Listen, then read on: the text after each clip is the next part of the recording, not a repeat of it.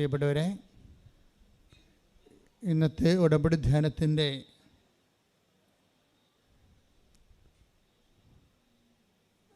പ്രധാന സാക്ഷ്യം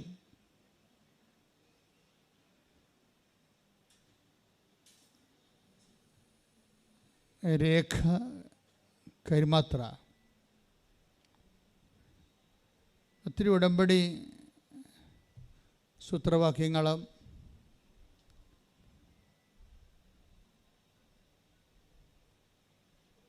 ഒത്തിരി ഉടമ്പടി പ്രക്രിയകളുമുള്ള ഒരു ജീവിതാനുഭവ സാക്ഷ്യമാണ് രേഖയുടേത്.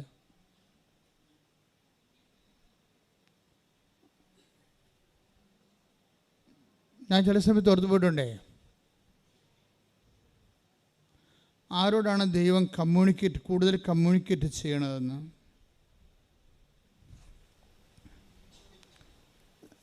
ദൈവം കൂടുതൽ ഇൻട്രാക്ട് ചെയ്യുക, സംവേദിക്കുക, സംസാരിക്കുക.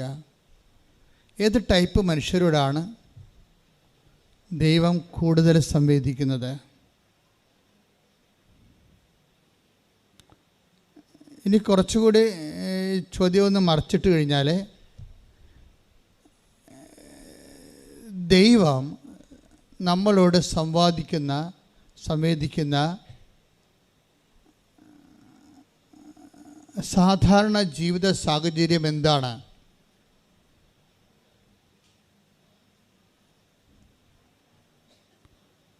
ഇപ്പം രേഖ ശരിക്കും അവരുടെ സാക്ഷ്യം അവസാനിക്കുന്നുള്ളൂ. ഞാൻ നോക്കിയിട്ട് ഒരു 4 പ്രാവശ്യം ഇവരോട് കമ്മ്യൂണിക്കേറ്റ് ചെയ്യുന്നുണ്ട്. നിങ്ങൾക്കറിയാമല്ലോ, ദൈവം ഒരു കമ്മ്യൂണിക്കേറ്റ് ചെയ്യണമെന്നുണ്ടെങ്കിൽ നമുക്ക് ബേസിക്കായിട്ട് വിശ്വാസം മാത്രം മതി. ബാക്കിയെല്ലാം വിശ്വാസ വളർച്ചയുടെ ഭാഗങ്ങളാണ്. കുദാശ ജീവിതമൊക്കെ വിശ്വാസ വളർച്ചയുടെ ഭാഗങ്ങളാണ്. ദൈവം നമ്മോട് കമ്മ്യൂണിക്കേറ്റ് ചെയ്യണമെങ്കിൽ നമുക്ക് ശരിക്കും പറഞ്ഞാൽ ബേസിക്കായിട്ട് വിശ്വാസം മാത്രം മതി. വിശ്വാസത്തിന് ഒരു വിഷയമുള്ളത് രക്ഷിക്കപ്പെടുന്ന വിശ്വാസമായിരിക്കണം. എന്തെങ്കിലും വിശ്വാസമായാൽ പറ്റത്തില്ല. ഇപ്പോൾ അമേരിക്ക നമ്മൾ കണ്ടിട്ടില്ല, പക്ഷേ ഇറ്റ് ഈസ് ദെയർ, അതൊരു വിശ്വാസമാണ്. അതുകൊണ്ട് നീ രക്ഷിക്കപ്പെടണമെന്ന് നിർബന്ധമില്ല. രക്ഷിക്കപ്പെടുക എന്ന് വെച്ചാൽ നിന്നെ നിത്യത വരെ നിന്നെ ക്യാരി ചെയ്യാൻ പറ്റണം. നിത്യത വരെ നിന്നെ ഈ ജീവിതത്തിന് ശേഷവും നിന്നെ ഏറ്റെടുക്കുകയും നിൻ്റെ കൂടെ ജീവിക്കുകയും ചെയ്യുന്ന വിശ്വാസമാണ് രക്ഷിക്കപ്പെടുന്ന വിശ്വാസം. അപ്പം ആ ഒരു വിശ്വാസം, അത് നമുക്ക് ആദ്യം ഇങ്ങനെ ഒരു വിശ്വാസമായിട്ട് തന്നെ, വിശ്വാസ രൂപം തന്നെ, അതിൻ്റെ പ്രാഗ് രൂപം, വിശ്വാസത്തിൻ്റെ ഒരു പ്രാഗ് രൂപം ഒരു ധാരണയായിട്ടാണ് വരണത്. വളരെ വിശ്വാസത്തിന് മുമ്പൊരു രൂപമുണ്ട്, അതിൻ്റെ പ്രാഗ് രൂപം. അതൊരു ധാരണ എന്ന് വേണേൽ പറയാം. ധാരണ, ഈ ധാരണയാണ് അത് മച്ചുറാകുമ്പോഴാണ് വിചാരമാകണത്.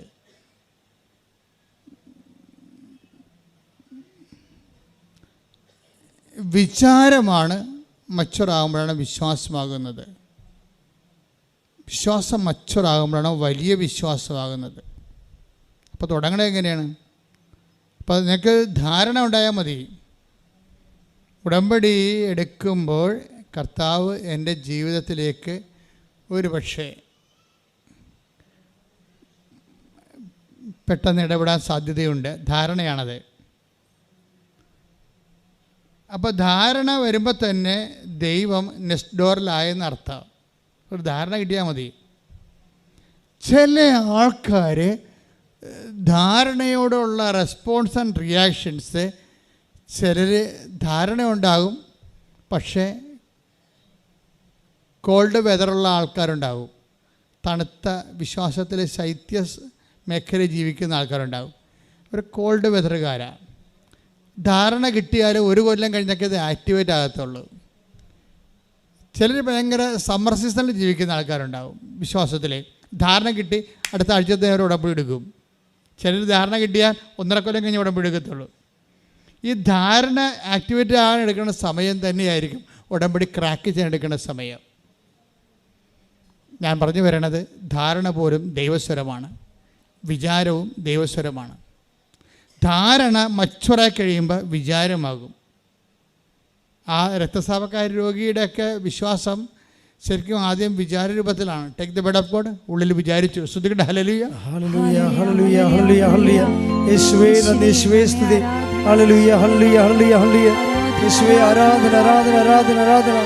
യേശുവേ മഹത്വം മഹത്വം മഹത്വം. മർക്കോസ് 5:28. മർക്കോസ് 5:28. അവന്റെ വസ്ത്രത്തിൽ ഒന്ന് തൊട്ടാൽ മാത്രം മതി. പറഞ്ഞേ, അവന്റെ വസ്ത്രത്തിൽ ഒന്ന് തൊട്ടാൽ മാത്രം മതി, മാത്രം മതി, ഞാൻ സുഖം പ്രാപിക്കും എന്ന് അവൾ വിചാരിച്ചിരുന്നു. അപ്പോൾ അവൾ കഴിഞ്ഞ ദിവസങ്ങളിലൊക്കെ ഈ ഭയങ്കരമായ രീതിയിൽ ഒരു ലെഫ്റ്റ് ലിഫായ പോലെ ഇങ്ങനെ, അതായത് വെറുക്കപ്പെട്ട് വിച്ഛേദിക്കപ്പെട്ട ഒരു ജീവിത സാഹചര്യത്തിലാണ്. കാര്യം 12 കൊല്ലമൊക്കെ ഇങ്ങനെ രക്തസ്രാവം വന്ന്, ഇന്നത്തെ കാലത്ത് തുണി പോലും ഇത്രയും സമൃദ്ധമായുള്ള കാലമാണിത്. ഇപ്പം എന്തെല്ലാം സംഭവങ്ങളാണ് ആൾക്കാർക്ക് ഉപയോഗിക്കുന്നത്. പക്ഷെ അക്കാലത്ത് ലിനനാണ് ആൾക്കാർ ഉപയോഗിക്കുന്ന തുണി, അതുപോലും എല്ലാവർക്കും ഇല്ല. അപ്പം അങ്ങനെയുള്ള ആ കാലത്ത് തന്നെ ഒരു 12 കൊല്ലം രക്തസ്രാവം വന്നാൽ ആ വീട്ടിലെ സ്ത്രീയുടെ മാനസികാവസ്ഥ എന്തായിരിക്കും?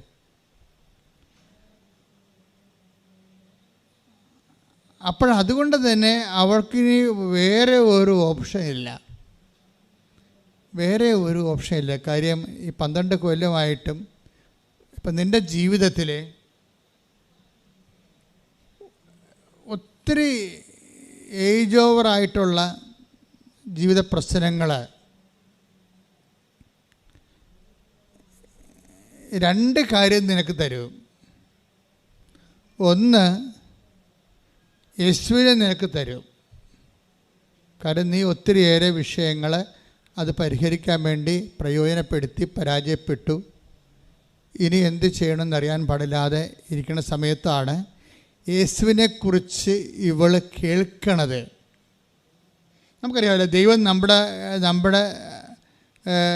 നമ്മളുമായിട്ട് ദൈവം കോണ്ടാക്റ്റിലാകുന്നത് ആദ്യം തന്നെ ഈ കേൾവി നിങ്ങൾ എപ്പോഴും നമ്മൾ ശ്രദ്ധിക്കണം. ആരോ പറഞ്ഞു, ചിലപ്പോൾ ശത്രുക്കൾ പറഞ്ഞാലും മിത്രങ്ങൾ പറഞ്ഞാലും ഒരു ബന്ധമില്ലാത്തത് പറഞ്ഞാലും ടി വി കേട്ടാലും റേഡിയോയിൽ കേട്ടാലും മൊബൈലിൽ കേട്ടാലും കേൾവി എങ്ങനെ ദൈവം നമ്മുടെ അടുത്തേക്ക് വരുമെന്ന് അറിയത്തില്ല. ദൈവം ആദ്യം ഇൻട്രാക്ട് ചെയ്യുന്ന ശബ്ദത്തിലാണ്. ശബ്ദം ആരെങ്കിലും പറഞ്ഞാൽ മതി. നിങ്ങൾക്കറിയാം, നിങ്ങളിലെ ഒരു കുറേ അധികം പേരും ആരോ പറഞ്ഞത് കേട്ടാണ് വരണത്. ഈ വാഗ്ദാന പേടകം തന്നെ ആ ഒരു ദൈവം മനുഷ്യനെ അഡ്രസ്സ് ചെയ്യുന്ന ഒരു സംവിധാനമാണ്. വാഗ്ദാന പേടകത്തിൻ്റെ ഒരു മാതൃകാ രൂപമാണ് ഇവിടെ ഇരിക്കുന്നത്. ഒരുപക്ഷെ very deep meaning full significant ആയിട്ടുള്ള ഒരു ദൈവത്തിൻ്റെ ഇൻട്രാക്ഷൻ്റെ ഒരു രൂപമാണ് വാഗ്ദാന പേടകം. ഈ വാഗ്ദാന പേടകത്തിന് പോലും അതൊരു ചെവിയുള്ള സംവിധാനമാണ്. ദൈവം നിങ്ങളെ കേൾക്കുന്ന, ദൈവം നിങ്ങളോട് സംസാരിക്കുന്ന, കമ്മ്യൂണിക്കേറ്റ് ചെയ്യുന്ന ഒരു സംവിധാനമാണ് വാഗ്ദാന പേടകം. ഇപ്പോൾ ഉദാഹരണത്തിന് സങ്കീർത്തനം എടുത്തേ. സങ്കീർത്തനം, കെറൂബുകളുടെ മധ്യത്തിൽ വസിക്കുന്നവനെ നീ ചെവി ചായ്ച്ച് എന്നെ കേൾക്കണമെന്ന് സങ്കീർത്തനം പ്രാർത്ഥിക്കുന്നുണ്ട്. സങ്കീർത്തനം 80:1. ശ്രുതികട്ടെ ഹല്ലേലൂയ ഹല്ലേലൂയ ഹല്ലേലൂയ ഹല്ലേലൂയ. യേശുവേ നന്ദി, യേശുവേ സ്തുതി. ഹല്ലേലൂയ ഹല്ലേലൂയ ഹല്ലേലൂയ ഹല്ലേലൂയ ഹല്ലേലൂയ. യേശുവേ സ്തുതി. ഹല്ലേലൂയ ഹല്ലേലൂയ ഹല്ലേലൂയ. യേശുവേ. 80-ാം സങ്കീർത്തനം 1-ാം തിരുവചനം. ഇസ്രായേലിന്റെ ഇടയനെ ആട്ടിൻകൂട്ടത്തെ പോലെ ജോസഫിനെ നയിക്കുന്നവനെ ചെവിക്കൊള്ളണമേ. കെരൂബുകളിന്മേൽ വസിക്കുന്നവനെ പ്രകാശിക്കണമേ. അപ്പൊ കെരൂബുകളുടെ മേൽ വസിക്കണം എന്ന് വെച്ച് കഴിഞ്ഞാൽ വാഗ്ദാന പേടകത്തിലെ ദൈവമെന്ന് എൻ്റെ അർത്ഥം. ദൈവം തൻ്റെ വാഗ്ദാനങ്ങളെല്ലാം നിറവേറ്റാൻ ഒരു പേടകത്തിൻ്റെ സംവിധാനം ഉണ്ടാക്കി അതിൻ്റെ മുകളിൽ 2 കെരൂബുകളെ പ്രതിഷ്ഠിച്ച് അതിൻ്റെ ഇടയ്ക്കുള്ള സ്ഥലത്തിൻ്റെ പേരാണ് കൃപാസനം. എന്നിട്ട് കൃപാസനമാണ് ദൈവത്തിൻ്റെ സാന്നിധ്യമാണ് അവിടെ. അത് നമ്മുടെ കൃപാസനത്തിൻ്റെ മുഖവാരം കണ്ടിട്ടില്ലേ? നിങ്ങൾ ഉടമ്പടി പത്രിക സമർപ്പിക്കുന്ന പേടകം കണ്ടിട്ടില്ലേ? എല്ലാം പഴയ നിയമത്തിലെ ഒരു ദൈവത്തിൻ്റെ ചെവിയുടെ സംവിധാനമാണിത്. ചെവിയും വായുവാണ് ശരിക്കും പറഞ്ഞാൽ. നിങ്ങളോട് സംസാരിക്കുകയും ചെയ്യും, നിങ്ങൾ പറയുന്നത് കേൾക്കുകയും ചെയ്യും. നിങ്ങളോട് സംസാരിക്കുകയും ചെയ്യും ദൈവമായിട്ട് നമ്മളൊരു സാന്നിധ്യത്തിൻ്റെ ഒരു അനുഭവ മേഖലയിൽ വന്നു കഴിഞ്ഞാൽ ദൈവത്തെ നിങ്ങൾക്ക് കേൾക്കാൻ പറ്റും. ദൈവം നിങ്ങളോട് സംസാരിക്കും. ഇപ്പം തന്നെ ദൈവം സംസാരിക്കണത് നിങ്ങൾ പുറപ്പാട് 25-21 എഴുതിയ പുറപ്പാട് 25-21 കൃപാസനം പേടകത്തിന് മുകളിൽ സ്ഥാപിക്കണം. ഞാൻ നിനക്ക് തരാൻ പോകുന്ന ഉടമ്പടി പത്രിക പേടകത്തിനുള്ളിൽ നിക്ഷേപിക്കണം. അവിടെ വെച്ച് ഞാൻ നിന്നെ കാണും. കൃപാസനത്തിന് മുകളിൽ നിന്ന് സാക്ഷ്യപേടകത്തിന് മീതെയുള്ള കെരൂബുകളുടെ നടുവിൽ നിന്ന് ഞാൻ നിന്നോട് സംസാരിക്കും. അപ്പോൾ അത് കൃപാസനത്തിൻ്റെ മുഖവാരത്ത് കണ്ടില്ലേ? ആ കെരൂബുകളുടെ നടുക്ക് കർത്താവ് നിൽക്കണം കണ്ടില്ലേ? അതായത് നിങ്ങൾ തന്നെയും നാളെ ഒരു കൃപാസനമായി മാറും. ഈ സ്പിരിച്വാലിറ്റി ഡെവലപ്പ് ചെയ്ത് വരണത് ഒരു മനുഷ്യൻ അവൻ പറയണത് പോലെ ചെയ്ത് കഴിയുമ്പോൾ വാഗ്ദാനം പ്രാപിക്കും.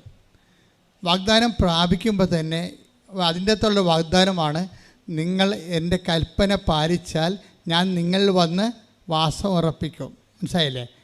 15:7 എടുത്ത് നിങ്ങൾ എന്നിൽ വസിക്കുകയും നിങ്ങൾ എന്നിൽ വസിക്കുകയും എൻ്റെ വാക്കുകൾ നിങ്ങളിൽ നിലനിൽക്കുകയും ചെയ്യുന്നെങ്കിൽ ഇഷ്ടമുള്ളത് ചോദിച്ചു കൊള്ളുക, നിങ്ങൾക്ക് ലഭിക്കും. അതായത് നമ്മൾ ദൈവത്തിൻ്റെ വചനം നമ്മൾ നിലനിൽക്കണം. അല്ലാതെ ഉടമ്പടി ഒന്ന് പുതുക്കി എന്നിട്ട് പിന്നെ നിങ്ങൾ പഴയതുപോലെ ഉഴപ്പി അങ്ങനെ വെച്ചാൽ കമ്മ്യൂണിക്കേഷൻ ബ്രേക്കാവും. ഉടമ്പടി പുതുക്കണൊക്കെ പ്രധാനപ്പെട്ട വിഷയമാണ് ശരിക്കും. കാര്യം കമ്മ്യൂണിക്കേഷനാണ് ഇതിൻ്റെ ഉദ്ദേശം. പുതുക്കുന്ന അനുസരിച്ച് കൗൺസിലേഴ്സ് ഉൾപ്പെടെയുള്ള ശ്രദ്ധിക്കുന്നത് നിങ്ങളുടെ കമ്മ്യൂണിക്കേഷൻ ഫ്ലോ ആണ് ശരിക്കും നല്ല ഫ്ലോ, മുമ്പത്തേക്കാളും നിങ്ങൾ ഫ്ലറിഷ് ആകുന്നുണ്ടോ? അതാണ് ഉടമ്പടിയിലുണ്ടായ വിഷയം. ഉടമ്പടി പുതുക്കുന്ന അനുസരിച്ച് അതിന് ആനുപാതികമായിട്ട് കമ്മ്യൂണിക്കേഷൻ സ്ട്രോങ് ആയി വരണം. ദൈവം നിങ്ങളോട് ഇൻട്രാക്ട് ചെയ്യണം. ഇപ്പോൾ തന്നെ ഇവളുടെ വിഷയം എന്താണ്? അതായത്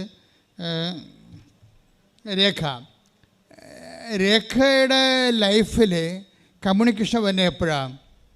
ഇപ്പോൾ രേഖ നമുക്കറിയാം ഒരു നോൺ ക്രിസ്ത്യനാണ്, പക്ഷേ കമ്മ്യൂണിക്കേഷന് കുഴപ്പങ്ങളൊന്നുമില്ല. എന്താ കാര്യം? ധാരണയുണ്ട്. ധാരണ മച്ചുറായിട്ടുള്ള ഒരു വിചാരമുണ്ട്. വിചാരം മച്ചുറായിട്ടുള്ള വിശ്വാസമുണ്ട്. പക്ഷേ ഇതൊന്നും വിശ്വാസം ഉണ്ടായാലും വിശ്വാസത്തെ സ്ഥിരീകരിക്കുന്നതിന് എന്ത് വേണം? പ്രവർത്തികൾ വേണം. ഉടമ്പടി കുറേ ഹോംവർക്കുകൾ തരണില്ലേ നിങ്ങൾക്ക്? പത്രം കൊടുക്കുക, രോഗികളെ കാണുക, അതെല്ലാം അതിൻ്റെയൊക്കെ ഉദ്ദേശം എന്ന് പറയുന്നത് നിങ്ങളുടെ വിശ്വാസം ഒരു കേവല വിശ്വാസം ഉണ്ടായാൽ വിശ്വാസം അടയാളം കാണിക്കത്തില്ല. കേവല വിശ്വാസത്തിൻ്റെ കുഴപ്പം അതാണ്. എല്ലാവർക്കും കത്തോലിക്കർക്കും അല്ലാത്തവർക്കും എല്ലാം കേവല വിശ്വാസമുണ്ട്, പക്ഷേ അടയാളങ്ങളില്ല. അടയാളത്തിൽ ദരിദ്രന്മാരാണ്. ദൈവം സംസാരിക്കുകയോ ഇൻട്രാക്ട് ചെയ്യുകയോ ഇടപെടുകയോ ചെയ്യുന്നില്ല. അപ്പം അങ്ങനെ വരുമ്പോൾ ഉണ്ടാകുന്ന ഈ ഇനാക്റ്റീവ് ഫെയ്ത്ത് ഉണ്ടാകും. ഈ വിശ്വാസത്തെ ആക്ടിവേറ്റ് ചെയ്യിക്കാൻ വേണ്ടിയാണ് നമ്മൾ പ്രവർത്തികൾ നിങ്ങൾക്ക് തരണത്. അതുകൊണ്ടാണ് യാക്കോബൊക്കെ പറയുന്നത് 2:19 എന്താണ് പറയണത്? പ്രവൃത്തികൾ കൂടാതെയുള്ള വിശ്വാസം നിർജ്ജീവം. Take the word of God. ശ്രുതികട ഹല്ലേലൂയ ഹല്ലേലൂയ ഹല്ലേലൂയ ഹല്ലേലൂയ. യേശുവേ നന്ദി. ഹല്ലേലൂയ ഹല്ലേലൂയ ഹല്ലേലൂയ ഹല്ലേലൂയ ഹല്ലേലൂയ ഹല്ലേലൂയ ഹല്ലേലൂയ. യേശുവേ സ്തുതി. ഹല്ലേലൂയ. യാക്കോബ് 2:17 പ്രവൃത്തികൾ കൂടാതെയുള്ള വിശ്വാസം. പ്രവൃത്തികൾ കൂടാതെയുള്ള വിശ്വാസം അതിൽ തന്നെ നിർജ്ജീവമാണ്. അപ്പം വിശ്വാസം ഉണ്ടാകാം. നോക്കിയേ, ആദ്യം എന്താ പറയണത്? ആദ്യം പറഞ്ഞാൽ എങ്ങനെയാണ്? ആദ്യം ധാരണ, പിന്നെ എന്താണ്? വിചാരം, പിന്നെ വിശ്വാസം.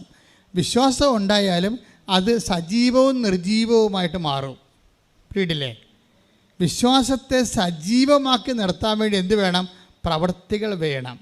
പ്രവൃത്തികൾ എപ്പോഴും ചൊല്ലണതുണ്ട്, ചെയ്യണതുണ്ട്. ചൊല്ലാൻ പറ്റും, ചെയ്യാൻ പറ്റും. എൻ്റെ പറഞ്ഞത് ഇപ്പോൾ യേശു കർത്താവാണെന്ന് അത്തരം കൊണ്ട് ഏറ്റു പറയുന്നതാണ് ചൊല്ലണ പ്രവൃത്തികൾ. പിന്നെ എന്താണ്? ദൈവം അവന് മരിച്ചുവെന്ന് ഉയർപ്പിച്ചു എന്ന് ഹൃദയത്തിൽ വിശ്വസിക്കുന്നതാണ് കാര്യം. ആ വിശ്വാസം ഉയർപ്പിൻ്റെ, യേശുക്രിസ്തുവിൻ്റെ ഉയർപ്പിൽ നിങ്ങൾ വിശ്വസിക്കുന്നുണ്ടോ എന്ന് വിചാരിച്ചു കഴിഞ്ഞാൽ, വിശ്വസിക്കുന്നുണ്ട് വിശ്വാസ പ്രമാണം ചെയ്ത അവസാനം വർക്കൗട്ട് ചെയ്യത്തില്ല. യേശുക്രിസ്തുവിൻ്റെ ഉയർപ്പിന് ഇവൾക്ക് നിങ്ങളാണല്ലോ സാക്ഷികൾ. ശ്രദ്ധിക്കട്ടെ. ഹല്ലേലൂയ, ഹല്ലേലൂയ, ഹല്ലേലൂയ, ഹല്ലേലൂയ, ഹല്ലേലൂയ. യേശുവേ നന്ദി, യേശുവേ സ്തുതി. ഹല്ലേലൂയ, ഹല്ലേലൂയ, ഹല്ലേലൂയ, ഹല്ലേലൂയ, ഹല്ലേലൂയ. ലൂക്ക 24:48. ലൂക്ക 24:48. നിങ്ങൾ ഇവയ്ക്ക് സാക്ഷികളാണ്. നിങ്ങൾ ഇവയ്ക്ക് സാക്ഷികളാണ്. എന്തിനാണ് സാക്ഷികൾ? 27 എടുത്ത്. ലൂക്ക 24:47. പാപമോചനത്തിലുള്ള അനുതാപം അവന്റെ നാമത്തിൽ ജെറുസലേമിൽ ആരംഭിച്ച് എല്ലാ ജനതകളോടും പ്രഘോഷിക്കപ്പെടേണ്ടിയിരിക്കുന്നു. കർത്താവിന്റെ ഉയർപ്പിന് ശേഷം നടന്ന പാരഷൻസിലാണ് ഈശോ പാപമോചനത്തിനുള്ള അധികാരം നൽകുന്നത്. കാര്യം, ഒരു വ്യക്തിയിൽ ദൈവം പ്രവർത്തിക്കണമെന്നുണ്ടെങ്കിൽ ഇപ്പോൾ ഒരു വിമാനം ഇറങ്ങണം. ചുമ്മാ വല്ലയിടത്തും വിമാനം ഇറങ്ങുക? അവിടെ എല്ലാ കുന്നും മലയൊക്കെ നിവർത്തി അല്ലേ, വിമാനം ഇറങ്ങാൻ വേണ്ടി മാത്രം കോൺക്രീറ്റ് അടിച്ച് അതെല്ലാം ടെസ്റ്റ് ചെയ്തതിന് ശേഷമാണ് വിമാനം അവിടെ ലാൻഡ് ചെയ്യണത്. അപ്പം അതുപോലെ തന്നെയാണ് തുറമുഖങ്ങൾ. ദൈവം നമ്മളിലേക്ക് വരണമെങ്കിൽ നമ്മുടെ കല്ലും മുള്ളും പാപാവസ്ഥകളും നിലപാടുകളും, ഇപ്പം തന്നെ അഖില എന്നും പറഞ്ഞ ഒരു മോള് സാക്ഷ്യം പറഞ്ഞു.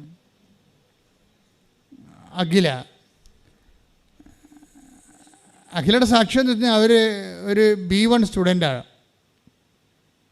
ജർമ്മനി പോകാൻ വേണ്ടി B1 B2 എക്സാം സ്റ്റുഡൻറ്റ്. അപ്പോൾ B1 എഴുതിക്കൊണ്ടിരിക്കുന്ന സമയത്ത് തന്നെ അത് B1 പഠിച്ചുകൊണ്ടിരിക്കുകയാണ്. അപ്പോഴാരുടെ കൂട്ടുകാർ പറഞ്ഞ് B2 അറ്റൻഡ് ചെയ്യാവുന്നതാണ്, ഈ B1-ൻ്റെ ആ ഒരു പശ്ചാത്തലത്തിൽ നമുക്ക് B2 എഴുതാവുന്നതാണെന്ന് പറഞ്ഞു. എഴുതുകയോ ഹിയർ ചെയ്യുകയോ ചെയ്യാൻ പറ്റും. അതൊക്കെ ചുമ്മാക്കെ കുറച്ചൊക്കെ കറക്കിക്കുത്താണ്. അതൊക്കെ ഓരോരുത്തരുടെ ഭാഗ്യം പോലെ ഇരിക്കും. അപ്പോൾ ഇവിടെ അഖിലയും പോയി B2 എഴുതി. പൊട്ടക്കണേനെ മാവിട്ടറിഞ്ഞ പോലെ സംഭവം വീണ് B2-ൻ്റെ ഒരു മൊഡ്യൂൾ കിട്ടിയ അവർക്ക്. അപ്പോൾ അഖിൽ അതിനെക്കുറിച്ച് റിപ്പോർട്ട് ചെയ്യണത് അതോടുകൂടി ഞാൻ അഹങ്കാരിയായി മാറിയെന്നാണ്. എന്താ കാര്യം? ചുമ്മാ പിള്ളേരൊക്കെ വന്ന് എന്നോട് ചോദിക്കും, ചേച്ചി ഇതെങ്ങനെ എഴുതിയെടുത്ത്, എൻ്റെ ജൂനിയേഴ്സ് വന്ന് ചോദിക്കും, ചേച്ചി ഇതെങ്ങനെ എഴുതിയെടുത്ത്. ചുമ്മാ എഴുതിയാവുന്നില്ലെന്ന്, ചുമ്മാ അവിടെ പോയി ഞാൻ എഴുതി. അപ്പോൾ അവിടെ വെച്ച് കഴിഞ്ഞാൽ ഞാൻ വലിയ കേമത്തിയാണ്, ഞാൻ ചുമ്മാ അങ്ങോട്ട് എഴുതിയാൽ തന്നെ കിട്ടും. എന്നിട്ട് അപ്പോൾ ഇവൾ പറഞ്ഞത് എനിക്കുള്ളിൽ തന്നെ ഒരു അഹങ്കാരം ഡെവലപ്പ് ചെയ്യും. അപ്പോൾ ഞാൻ കഴിഞ്ഞ ആഴ്ച പറഞ്ഞായിരുന്നു, നിങ്ങളുടെ എവിടെയാണ് നിങ്ങൾക്ക് ആത്മവിശ്വാസം കൂടണത്, അത് ആത്മവിശ്വാസത്തിൻ്റെ ഒരു കുഴപ്പമെന്ന് പറഞ്ഞു കഴിഞ്ഞാൽ, ആത്മവിശ്വാസി കള്ള് പോലെയാണ്.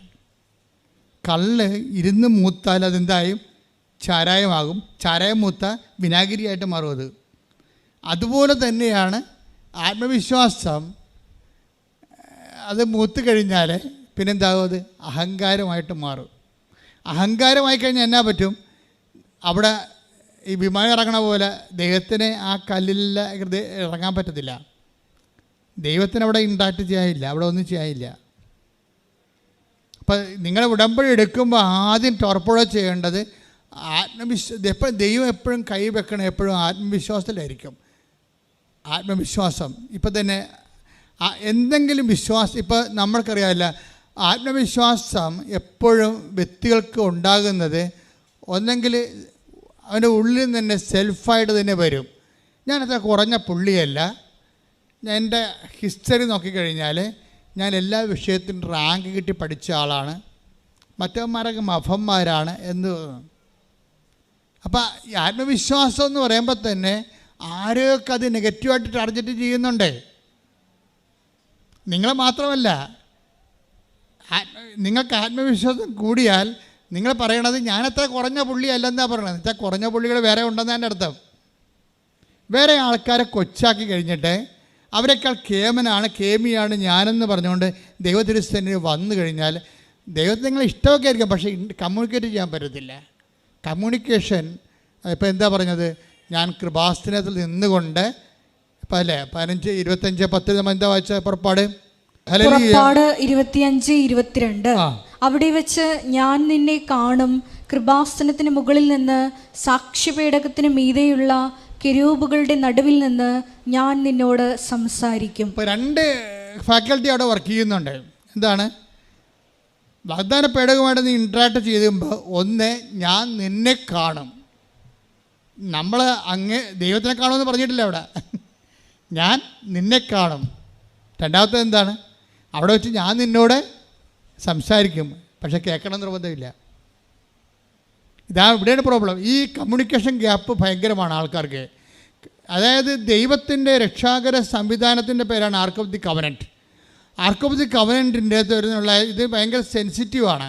ഒന്ന്, നമ്മളെ ഇത് കാണുന്നു. അവിടെ ദൈവം നമ്മളെ ആ ഒരു ആർക്ക് ഓഫ് കവനൻറ്റിൻ്റെ നമ്മുടെ ലൈഫ് ആർക്ക് ഓഫ് ദി കവനൻറ്റിന് സംവിധാനത്തിലേക്ക് വന്നു കഴിഞ്ഞാൽ ദൈവം നമ്മളെ കാണുന്നതാണ് ഫസ്റ്റ് സ്റ്റെപ്പ്. പക്ഷെ നമുക്ക് ദൈവത്തെ കാണണമെന്ന് നിർബന്ധമില്ല. അത് വിഷയമാണ്. അതുകൊണ്ടാണ് അന്ധകാരത്തിലുള്ള ജനത ഒരു പ്രകാശം കണ്ടു എന്നൊക്കെ പറയത്തില്ലേ. മത്തായി 4:16. 4:16. അതെ, അന്ധകാരത്തിൽ സ്ഥിതി ചെയ്തിരുന്ന ജനങ്ങൾ പറഞ്ഞ അന്ധകാരത്തിൽ സ്ഥിതി ചെയ്തിരുന്ന ജനങ്ങൾ വലിയ പ്രകാശം കണ്ടു. മരണത്തിന്റെ ഇതാണ് ഇതിൻ്റെ പ്രോസസ്സ്. അതായത് നമ്മൾ ദൈവത്തെ കാണുന്ന പ്രോസസ്സിലേക്ക് വരണം. ഇപ്പം കാഴ്ച എന്ന ദൈവത്തെ അനുഭവങ്ങളിലൂടെ ദൈവത്തെ കാഴ്ച എന്ന ഒരു പ്രക്രിയ ദൈവത്തിൻ്റെ ഭാഗത്തുനിന്ന് ഓട്ടോമാറ്റിക്കായിട്ട് വരും. പക്ഷെ നമ്മളുടെ കാഴ്ച നമ്മൾ ക്രിയേറ്റ് ചെയ്തെടുക്കേണ്ടതാണ്. എങ്ങനെയാണ്? വിശ്വാസം വർദ്ധിച്ചിട്ട് വിശ്വാസം അതാദ്യം ധാരണയുണ്ടായി, പിന്നെ വിചാരമുണ്ടായി, പിന്നെ വിശ്വാസമുണ്ടായി. ആ വിശ്വാസം തന്നെ ആക്റ്റീവ് ഫെയ്ത്ത് ഉണ്ട്, സജീവ വിശ്വാസമുണ്ട്. പിന്നെ എന്താണ്? പ്രവൃത്തിയില്ലാത്ത വിശ്വാസം. യാക്കോബ് 2:17 അനുസരിച്ചുകൊണ്ട് നിർജീവമാണ്. ഈ നിർജീവ വിശ്വാസത്തിൻ്റെ മേഖലയിലുള്ള ആൾക്കാരുണ്ടാകും. പക്ഷേ പ്രവൃത്തികൾ വരുമ്പോൾ എന്തു ചെയ്യും? അത് സജീവ വിശ്വാസത്തിലേക്ക് വരും. അപ്പോൾ പ്രവൃത്തികൾ ഇപ്പോൾ അഖിലയ്ക്ക് സംഭവിച്ചതിൻ്റെ വിഷയം വെച്ചാൽ അഖില B2 എക്സാം കഴിഞ്ഞപ്പോൾ B2 എക്സാമിൻ്റെ ഒരു മൊഡ്യൂൾ പാസ്സായി കഴിഞ്ഞപ്പോൾ ഈസിയാണെന്ന് വിചാരിച്ചു. പക്ഷെ ബാക്കി ഉള്ളത് എഴുതാൻ തുടങ്ങിയപ്പോൾ 3 പ്രാവശ്യം അവർക്ക് എഴുതാൻ പറ്റിയില്ല. 3 പ്രാവശ്യം അവൾ തോറ്റുപോയി. അപ്പോൾ അവളുടെ കൂടെ എഴുതിയിരുന്ന കൂട്ടുകാരത്തി അഖില നല്ല ബ്രില്യൻ്റാണ്, റാങ്ക് ഹോൾഡറായിട്ട് വളരെ പ്രോംപ്റ്റിംഗ് ആയിട്ടുള്ള സ്റ്റുഡൻ്റായിട്ട് വളർന്നു വന്ന നല്ല ആത്മവിശ്വാസമുള്ള ആളാണ്. പക്ഷേ B2 ആദ്യം ജയിച്ചങ്ങനെ പിന്നീട് കംപ്ലീറ്റ് എഴുതിയെടുത്തപ്പോൾ 3 പ്രാവശ്യം തോറ്റുപോയി. 3 പ്രാവശ്യം തോറ്റപ്പോൾ അവളൊരു കാഴ്ച കണ്ടെന്നാണ് പറയണത്. അവളുടെ കൂടെ എഴുതിയിരുന്ന അവളോളം കലിബറില്ലാത്ത ഒരു മോള് എല്ലാ മൊഡ്യൂൾസിലും ജയിച്ച്. അപ്പോഴവൾ ജയിച്ചു കഴിഞ്ഞപ്പോൾ അഖില തോറ്റു വല്ലാതെ അങ്ങനെ വിഷമിച്ച് നിൽക്കുന്ന സമയത്ത് ഈ ജയിച്ച കൂട്ടുകാരത്ത് നോക്കിയപ്പോൾ അവൾ കൃപാസനം മാതാവിൻ്റെ കാശ് എടുത്തുകൊണ്ട് കെട്ടിപ്പിടിച്ചുകൊണ്ട് കണ്ണീരോടെ നന്ദി പറഞ്ഞുകൊണ്ടിരിക്കുന്ന കാഴ്ച അവൾ കണ്ട്. അപ്പോൾ അഖില അവളോട് ചോദിച്ചു, നീ എന്താണ് ഈ ചെയ്യണത്? അപ്പോൾ അവൾ പറഞ്ഞു, എന്നെ ജയിപ്പിച്ചത് കൃപാസനം മാതാവാണ്. ഹല്ലേലൂയ. അപ്പോൾ അവൾക്ക് അഹങ്കാരവും ആത്മവിശ്വാസവും ഇല്ല. ഇവൾക്ക് അഹങ്കാരമുണ്ട്, ആത്മവിശ്വാസമുണ്ട്. അവൾക്ക് അമ്മയിലാണ് വിശ്വാസം. അമ്മയോടുള്ളതുപോലെ തുറന്നു പറയും, ഞാൻ ഗതികെട്ട ആളാണ്, എനിക്കൊന്നും മനസ്സിലാക്കാനുള്ള കഴിവില്ല, നീയാണ് എൻ്റെ കൂടെ വരേണ്ടത്, നീയാണ് എൻ്റെ പേപ്പർ നോക്കേണ്ടത്, നീയാണ് എന്നോട് സംസാരിക്കേണ്ടത്. കമ്മ്യൂണിക്കേഷൻ, അതാണ് കമ്മ്യൂണിക്കേഷൻ എന്ന് പറയുന്നത്. അതായത് നമ്മൾക്ക് വാഗ്ദാന പേടകം എന്നുള്ള കോൺസെപ്റ്റിൽ ദൈവം നമ്മൾക്ക് എന്തുമാത്രം ലളിതമായിട്ട് കമ്മ്യൂണിക്കേറ്റ് ചെയ്യാം, അത്രയും കമ്മ്യൂണിക്കബിളാണിത്. കമ്മ്യൂണിക്കേഷൻ നിസ്സാര കാര്യമല്ല. ഞങ്ങൾ തരുന്ന ഷെഡ്യൂൾ പ്രെയർ മാത്രമല്ല, നിങ്ങൾക്ക് പേഴ്സണലായിട്ട് കമ്മ്യൂണിക്കേഷൻ ഉണ്ടാകണം. നിങ്ങൾ ദൈവത്തോട് നിങ്ങളുടെ വിഷയങ്ങൾ സംസാരിക്കണം. എപ്പോഴും വയറ്റിപ്പഴപ്പം പറഞ്ഞുകൊണ്ടിരിക്കരുത്. അപ്പോൾ ദൈവം അവർക്ക് നിങ്ങൾക്ക് വയറ് മാത്രമല്ലേ ഉള്ളതെന്ന് വിചാരിക്കും. പിന്നെ വയറിന് വേണ്ട സാധനമൊക്കെ തന്നിട്ടിരിക്കും.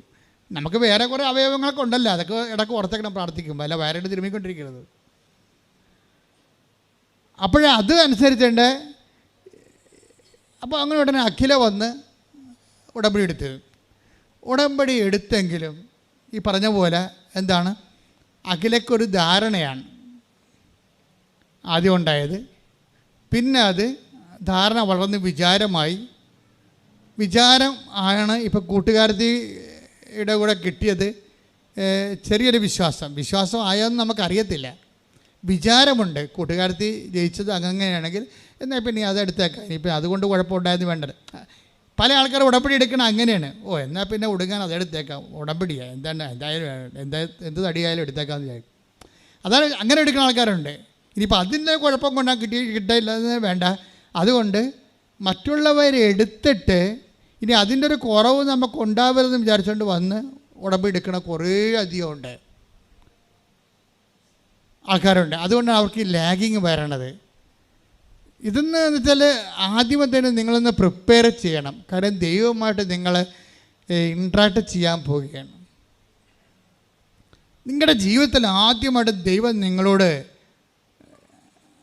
സംസാരിക്കാൻ പോവുകയാണ്. ദൈവവും നിങ്ങളുമായിട്ട് വലിയൊരു കമ്മ്യൂണിക്കേഷനിലേക്ക് വരാൻ പോവുകയാണ്.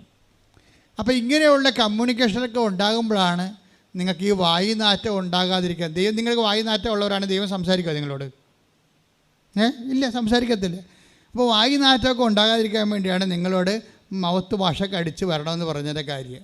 വീട്ടിൽ പോയി മൗത്ത് വാഷ് അടിക്കരുത്, കുമ്പസാരിക്കണമെന്ന് പറഞ്ഞതിൻ്റെ അർത്ഥം എന്താ കാര്യം? അവരുടെ തൊണ്ട തുറന്ന ശവക്കുഴിയാണെന്ന്. Take the word of God. റോമാ 3:13. അവരുടെ തൊണ്ട തുറന്ന ശവക്കുഴിയാണ്. പരിപാടിയായി. വ്യത്യസ്തമായ കൂട്ടം കൂടി നിന്ന് ജോലി ചെയ്യണില്ലേ?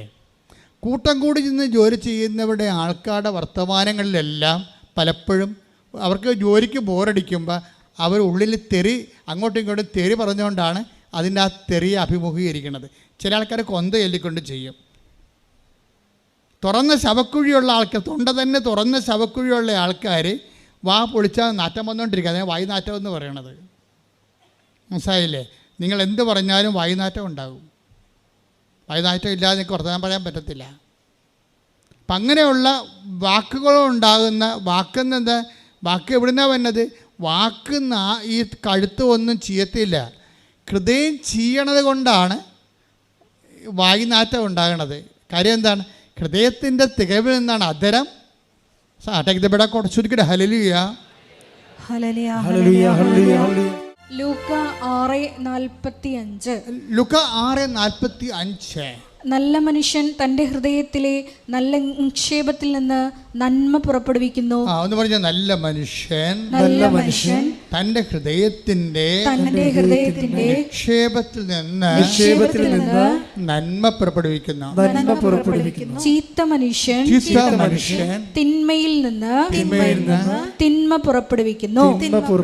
ഹൃദയത്തിന്റെ നിറവിൽ നിന്നാണല്ലോ അധരം സംസാരിക്കുന്നത്. അപ്പൊ ഹൃദയത്തിൽ എന്താണ് ഉള്ളത്? ഈ ദ്വയാർത്ഥം പറയുന്നവരും തെറി പറയുന്നവരൊക്കെ ഓർക്കുക, നിങ്ങളുടെ ഹൃദയം തന്നെ ഒരു സെക്സ് ഓർഗനായിട്ടാണ് വർക്ക് ചെയ്യണത്.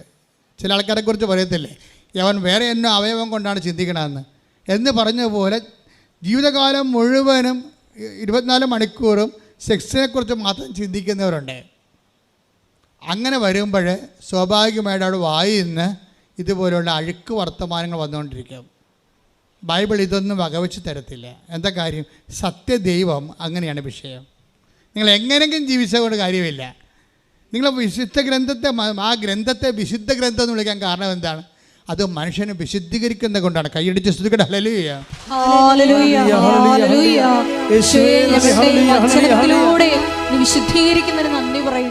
ഇതിൻ്റെ അകത്തെല്ലാം ഒരു കമ്മ്യൂണിക്കേഷൻ്റെ ഒരു സംവാദം, അതുപോലെ തന്നെ ഒരു സംഭാഷണം, അതെല്ലാം ഉടമ്പടിയിൽ കൂടുതലുള്ളതാണ്. ഉടമ്പടി എടുക്കാത്തവരെക്കാൾ നിങ്ങൾക്ക് ദൈവത്തോട് കൂടുതൽ സംവേദിക്കാൻ പറ്റും. അതിനുവേണ്ടിയാണ് ഞങ്ങൾ ആദ്യമേ തന്നെ കാത്തലിക്സ് ആയാലും ക്രിസ്ത്യൻസ് ആയാലും നിങ്ങൾക്ക് സഭയിലുള്ള വിശുദ്ധ കൂദാശ സംവിധാനങ്ങൾ ഉടനെ പ്രയോജനപ്പെടുത്തണമെന്ന് പറയും. അക്രൈസ്തവരാണെങ്കിൽ ഞാൻ നിങ്ങളോട് പറയും, നിങ്ങൾ ഇനി മുതൽ ഒരു സ്റ്റോപ്പ് പേയ്മെൻറ്റ് നടത്തണം. എന്താണ്? തിന്മയുടെയും അഴുക്കിൻ്റെയും അതുപോലെ തന്നെ അഴുക്ക് കെട്ട ആൾക്കാരുടെ ബന്ധങ്ങളൊക്കെ ഇല്ലേ, അതെല്ലാം നിങ്ങൾ സ്റ്റോപ്പ് പേയ്മെൻറ്റ് നടത്തണം. എന്താ കാര്യം? നിങ്ങൾ ദൈവവുമായിട്ട് കമ്മ്യൂണിക്കേഷനിൽ വരികയാണ്, കമ്മ്യൂണിക്കേഷനിലേക്ക് വരിക. അപ്പോൾ കമ്മ്യൂണിക്കേഷൻ നിങ്ങളായിട്ട് അടച്ച് കളയരുത്. കമ്മ്യൂണിക്കേഷനിൽ വന്നുള്ള ഗുണമെന്ന് വെച്ചാൽ നിങ്ങളോട് സംസാരിക്കാൻ പറ്റുന്ന. ഇപ്പം തന്നെ അവളുടെ പേരെന്നാ, രേഖയുടെ പ്രശ്നം എന്താ? രേഖ എന്ത് ചെയ്യണമെന്ന് ദൈവം കമ്മ്യൂണിക്കേറ്റ് ചെയ്യുന്നുണ്ട്. രേഖയുടെ പ്രശ്നം എന്താ? രേഖ തീയിലൂടെ ഇങ്ങനെ ജീവിതത്തെ വറച്ചട്ടിയിലൂടെ വളർന്നു വന്നിട്ടുള്ള ആളാണ്. വറച്ചട്ടി നെരുതിയിലേക്കെന്ന് പറഞ്ഞ പോലെ അങ്ങനെ വളർന്നു വന്ന ആളാണ്. ആദ്യമേ തന്നെ അപ്പൻ ഉപേക്ഷിച്ചു പോയായിരുന്നു കുഞ്ഞുനാളിൽ തന്നെ. പിന്നെ അമ്മയാണ് നിങ്ങളെ വളർത്തിക്കൊണ്ട് വരേണ്ടത്. അമ്മ വളർത്തിക്കൊണ്ട് വന്നെങ്കിലും പിന്നീട് അതുങ്ങളെ കല്യാണം കഴിച്ച് കഴിഞ്ഞപ്പോൾ ഭർത്താവാണെങ്കിൽ ഭയങ്കര കുടിയനാണ്. അപ്പോൾ കുടിക്കുകയും ചെയ്യും, വീട്ടിൽ വന്ന് ഇവളെ തല്ലുകയും ചെയ്യും. ഇവൾ അത്യാവശ്യം മെഡിക്കൽ ഫീൽഡിൽ പ്രാക്ടീഷണറാണ്, പക്ഷെ തല്ല് പാഴ്സൽ കിട്ടുന്നുണ്ട്. കാര്യം ഇവളുടെ ഒരു ക്വാളിറ്റിയാ, അതുപോലെ തന്നെ ഒരു മാന്യതയൊന്നും അയാൾക്ക് വല്ല കുടിയന്മാർക്ക് വല്ല ബോധമുണ്ട്. അമ്മമാരെന്തെങ്കിലും ഉണ്ടെങ്കിൽ നമ്മുടെ മോന്ത തെളിയണില്ല എന്നുണ്ടെങ്കിൽ അപ്പം അടിച്ച് തെളിക്കാൻ നോക്കും മോന്ത. അതാണ് വിഷയം. അത്രയും വികടനായ ഒരു ഭർത്താവാണ് ഇവിടെ ഉള്ളത്. അത് നിങ്ങൾ പറഞ്ഞാൽ അത് മനസ്സിലാകത്തില്ല. നമുക്ക് ചിന്തിക്കാൻ പറ്റുന്നതിനൊക്കെ കൂടുതലാണ് രേഖയുടെ സങ്കടങ്ങളെന്ന് പറയണത്. ഈ സങ്കടങ്ങളുടെ ഇടയ്ക്ക് വെച്ചുകൊണ്ട് ഈ മനുഷ്യൻ പിടിച്ച് വെളിവില്ലാതെ അയാളെ കടയിലായ മറ്റേ ഇരുന്ന് പറഞ്ഞു, അവളെയും പിള്ളേരെയും ഞാൻ വിഷം കൊടുത്ത് കൊല്ലുമെന്ന് പറഞ്ഞു. അപ്പോൾ അത് പക്ഷെ അങ്ങനെ ചെയ്യുന്ന ആളാണ്, ഭ്രാന്തി കയറി കഴിഞ്ഞാൽ അങ്ങനെ ചെയ്യുന്ന ആളാണ്. അപ്പോൾ അവൾക്ക് പേടിയായി. അവൾ 4 കുഞ്ഞുങ്ങളെയും കൊണ്ട് അവിടുന്ന് ഓടി രക്ഷപ്പെട്ട് അങ്ങനെ പോയൊരു വാടകയ്ക്ക് ജീവിക്കുകയാണ്. ഇപ്പോൾ നോക്കിയേ, അപ്പനില്ലാതെ വളർന്ന് ഇപ്പോൾ കൊണ്ടായ ഭർത്താവ്. അപ്പനില്ലാതെ വളർന്ന ആൾക്കാർക്ക് ഭർത്താക്കന്മാരോട് ഭയങ്കര സ്നേഹമായിരിക്കും. പക്ഷേ സ്നേഹിക്കാൻ ഈ പണ്ടാരത്തെ കിട്ടണ്ടേ? അതിനേക്കാൾ വലിയ ആളായിട്ടാണ് നമ്മുടെ ജീവിതത്തിൽ വരണത്. അപ്പോൾ ഇങ്ങനെ വാടകയ്ക്ക് കുഞ്ഞുങ്ങളുമായിട്ട് താമസിക്കണം, ഒറ്റക്ക് ജോലിക്കൊക്കെ പോകുന്നുണ്ട്. അങ്ങനെ വളർത്തിക്കൊണ്ട് പോകുന്നതിൻ്റെ ഇടയ്ക്ക് ഇവൾക്ക്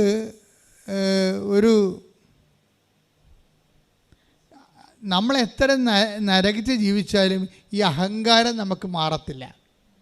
അതൊരു പ്രശ്നമാണ്. ഒരാളിന് ഇപ്പോൾ നമ്മൾക്ക് പണമില്ല, നമ്മൾ പാവപ്പെട്ടവരായിട്ടൊക്കെ ജീവിക്കണം വിചാരിച്ചുകൊണ്ട് ദൈവം നിങ്ങളെ സഹായിക്കണം നിർബന്ധമില്ല. മനസ്സിലായില്ലേ? കാര്യം ദൈവം സഹായിക്കണ പാവപ്പെട്ടവരോ പണക്കാർ നിങ്ങളുടെ കയ്യിലുള്ള അക്കൗണ്ട് നോക്കിയല്ലേ സഹായിക്കണത്. നിങ്ങളുടെ ഹൃദയത്തിൻ്റെ അവസ്ഥ നോക്കിയാണ് സഹായിക്കണത്. എപ്പോഴും മനസ്സിലാക്കണം, ഞാൻ പാവപ്പെട്ടവളാണ്, ദൈവം എന്നെ സഹായിക്കും. ആര് സഹായിക്കാൻ? കിഴക്കോട്ട് നോക്കിയിരുന്നാൽ മതി. ആദ്യം നിങ്ങൾ മനസ്സ് ദൈവത്തിന് ലാൻഡ് ചെയ്യാൻ പറ്റുന്ന കമ്മ്യൂണിക്കബിൾ ആകുന്ന രീതിയിൽ എത്ര പാവപ്പെട്ടവരായാലും ശരി, രോഗികളാണെന്ന് പറഞ്ഞൊരു കാര്യമില്ല. അങ്ങനെ ഒരു സംവരണമൊന്നും സ്വർഗത്തിന് അങ്ങനെ സംവരണമൊന്നുമില്ല. സ്വർഗം പറയും എന്തൊക്കെ ചെയ്യാൻ പറ്റും. ഇപ്പം സൈന്യം തന്നെ വയനാട്ടിൽ ഇറങ്ങിയിരിക്കുകയാണ്. അപ്പുറത്തെ കരയിലേക്ക് പോയി ആൾക്കാർ വല്ലവരും ഉണ്ടാകുന്ന ഇങ്ങനെയും കുടുങ്ങി കിടക്കൊണ്ടാന്ന് നോക്കണമെങ്കിൽ സൈന്യത്തിന് പോലും പറ്റണില്ല. ഒരു ദിവസവും 36 മണിക്കൂർ കൊണ്ടാണ് അവർ ബേലിപ്പാലം ഉണ്ടാക്കി. അത് കഴിഞ്ഞിട്ടാണ് സൈന്യത്തിന് പോലും അപ്പുറത്ത് പോകാൻ പറ്റിയത്. ദൈവത്തിൻ്റെ അവസ്ഥ ഇതാണ്. നിങ്ങൾ എന്ത് ദുരന്തത്തിൽപ്പെട്ടാലും ശരി, ആ പാല വിടാൻ പറ്റുന്നില്ലെങ്കിൽ സ്വാഹ പിടിയിട്ടില്ലേ. പാവപ്പെട്ടവളാണ്, ചത്ത് കിടക്കുകയാണ്, മണ്ണിൻ്റെ അടിയിലാണെന്ന് പറഞ്ഞിട്ട് ഒരു കഥയില്ല. പാല വിട്ട് വരണം. അതുകൊണ്ടാണ് ഈശോ പറഞ്ഞത്. ദുരന്തമൊക്കെ ഉണ്ടായപ്പോൾ ഈശോ എന്താ പറയണത്? അതൊന്നും എനിക്ക് കേൾക്കേണ്ട കാര്യമില്ല. ദുരന്തങ്ങൾ ജീവിതത്തിൽ എപ്പോഴും ഉണ്ടാകും. ഒരുങ്ങിയിരിക്കാൻ ഞാൻ എപ്പോഴും പറയും. ഇവർ ദുരന്തം ഉണ്ടായാലും ഇല്ലാത്തവരും നമ്മളെ വ്യത്യാസം എന്താ? ഇപ്പോൾ ദുരന്തം ഉണ്ടതിൽ നമ്മൾ അവരെല്ലാം സഹായിക്കുന്നുണ്ട്, ഞങ്ങളും സഹായിക്കുന്നുണ്ട്, നിങ്ങളും സഹായിക്കുന്നുണ്ട്. അവരെന്താ ജീവിച്ചിരിക്കുന്നവരെ മാത്രമേ നമുക്ക് സഹായിക്കാൻ പറ്റത്തുള്ളൂ, അല്ലേ? മറ്റുള്ളവരെ സഹായിക്കാൻ പറ്റത്തില്ല. പക്ഷേ അത് പ്രോബ്ലം എന്ന് വെച്ച് കഴിഞ്ഞാൽ, ഒരു ദുരന്തത്തെക്കുറിച്ച് ഈശോ ആദ്യം കേട്ടപ്പോൾ ഈശോ ഫസ്റ്റ് സ്മെൽ എന്തായിരുന്നു? അതായത് ഇതൊക്കെ ഈ ജീവിതത്തിൽ ലോകത്തിൽ സുഖങ്ങളുണ്ടെങ്കിൽ അതുപോലെ തന്നെ ദുഃഖങ്ങളുണ്ടാകും. ഞാൻ നേപ്പാളിലെ ഒരു സ്ഥലം ഈ ദിവസങ്ങൾ കണ്ടു. എന്തൊരു സംഗീതമാണ്, എന്തൊരു പച്ചപ്പാ, എന്തൊരു നീലപ്പാ, എന്തൊരു നീല ജലാശയം, എന്തൊരു വെള്ളി മേഘങ്ങളാണ്. എല്ലാം ഇങ്ങനെ മേഞ്ഞെടുക്കുന്ന ഒരു ഭൂമിയിലെ ഒരു സ്വർഗം പോലെ ഇരിക്കുന്ന സ്ഥലം. എപ്പോഴാണ് ഈ കുന്തറാണ്ടം ഇടിഞ്ഞു പൊളിഞ്ഞ് നമ്മുടെ തലയിൽ വീണെന്ന് അറിയാൻ പറ്റത്തില്ല. അതാണ് പ്രശ്നം. അതാണ് ഈശോ പറഞ്ഞത്, ലോകമാണോ ഞെരുക്കം ഉറപ്പാണ്. ലോകത്തിൽ സന്തോഷം ഉള്ളത് പോലെ മൂക്കിൻ്റെ അവസ്ഥയാണ്. മൂക്കിന് ഹായ് നല്ല സ്മെല്ലെന്ന് പറയും. നാറ്റമാണല്ലോ, ഇത് രണ്ട് മൂക്കല്ലേ പറയണത് ഇല്ലേ? ഹായ് നല്ല സ്മെല്ലെന്ന് പറയുന്നത് മൂക്കാണ്. എന്തൊരു നാറ്റം എന്ന് പറയുന്നത് മൂക്കാണ്. ഇതാണ് വിഷയം. അപ്പോൾ ഈ മൂക്ക് നന്മ ഉണ്ടെങ്കിൽ തീർച്ചയായിട്ടും അതിൻ്റെ പിന്നെ അത് മനുഷ്യന്മാർക്ക് വിവേകം കൊടുത്തിട്ടുണ്ട്. വിവേകമുണ്ട്. പിന്നെ വിവേകത്തിൽ പിടിച്ചാൽ കിട്ടാത്ത കാര്യങ്ങൾക്ക് വിശ്വാസം കൊടുത്തിട്ടുണ്ട്. വിശ്വാസം എന്നുകൊണ്ട് വിവേകം കഴിഞ്ഞാൽ വിശ്വാസം വന്നത്. ചില കാര്യങ്ങൾ വിവേകത്തിൽ പിടിച്ചാലും കിട്ടത്തില്ല. ഇതിൻ്റെ ഇൻ്റർവ്യൂ പ്ലേസ് ചെയ്യണ ടൈം അതാണ്. ഒരേ ദിവസം ഇൻ്റർവ്യൂ ആണ്. മാതാവ് അതിൻ്റെ അകത്തൊരു കക്ഷിയാണ്. അതായത് കാരണം 3 ഇൻ്റർവ്യൂ ഒരു ദിവസം ഉണ്ടായിരുന്നത് മാതാവ് ആ ഒറ്റ ദിവസം 3 മണിക്കൂർ ഇടപെട്ട് വെച്ച്. അതവിടെ നമുക്ക് ഒന്നും ചെയ്യാൻ പറ്റത്തില്ല. നമ്മളുടെ ജീവിത പ്രശ്നങ്ങളെ we set to the covenant project. ദൈവത്തിൻ്റെ ഒരു കവനൻ്റ് പ്രോജക്റ്റിലേക്ക് നമ്മുടെ ജീവിത പ്രശ്നങ്ങളെ നമ്മൾ സെറ്റ് ചെയ്യുകയാണ് ചെയ്യണത്. അത് വേറെ ഏത് പ്രോജക്റ്റ് ഏത് സംവിധാനത്തിൽ സെറ്റ് ചെയ്താലും ഇത്രയും കൃത്യമായിട്ട് വർക്കൗട്ട് ചെയ്യത്തില്ല. പക്ഷേ ഈ നമ്മളുടെ ഒരു problems our problems are set in to the covenant project which is powered by Marian spirituality. അവിടെ വിഷയം വരുന്നത് അതായത് നമ്മളുടെ പ്രോബ്ലത്തെ ദൈവത്തിൻ്റെ ഒരു പ്രോജക്റ്റുമായിട്ട് നമ്മൾ സെറ്റ് ചെയ്യുന്ന ആ സെറ്റ് ചെയ്യുമ്പോൾ അത് വർക്കൗട്ട് ചെയ്യണത് എങ്ങനെയാണ്? മരിയൻ സ്പിരിച്വാലിറ്റിയിലാണ് അത് പവർ ചെയ്യണത്. മരിയൻ സ്പിരിച്വാലിറ്റി എന്ന് പറഞ്ഞു കഴിഞ്ഞാൽ അത് നോൺ കോംപ്രമൈസബിളാണ്. അവർക്ക് എനിക്ക് എന്താണ് എൻ്റെ സമയം ഇനി സമാഗതമായിട്ടില്ലോ എന്നൊക്കെ പറഞ്ഞാലൊന്നും അത് കോംപ്രമൈസ് ചെയ്യത്തില്ല. അമ്മ അവിടെ ഒരു സ്റ്റാൻഡ് എടുത്താൽ ആ സ്റ്റാൻഡ് ദൈവത്തിന് ഹോണർ ചെയ്യേണ്ടി വരും. കാര്യം ഈ ലോകത്തിന് രക്ഷകന് നൽകുന്നതിൽ അവളുടെ വാക്കാണ് ദൈവത്തിന് സഹായമായത്. അപ്പോൾ സ്വർഗത്തിൻ്റെ ഉള്ള ഇൻവെസ്റ്റ്മെൻറ്റ് ബേസ് മറിയത്തിന് നല്ല ഒരു വാല്യൂ ഉണ്ട് ഇവിടെ. അതാണ് വിഷയം എന്നത്.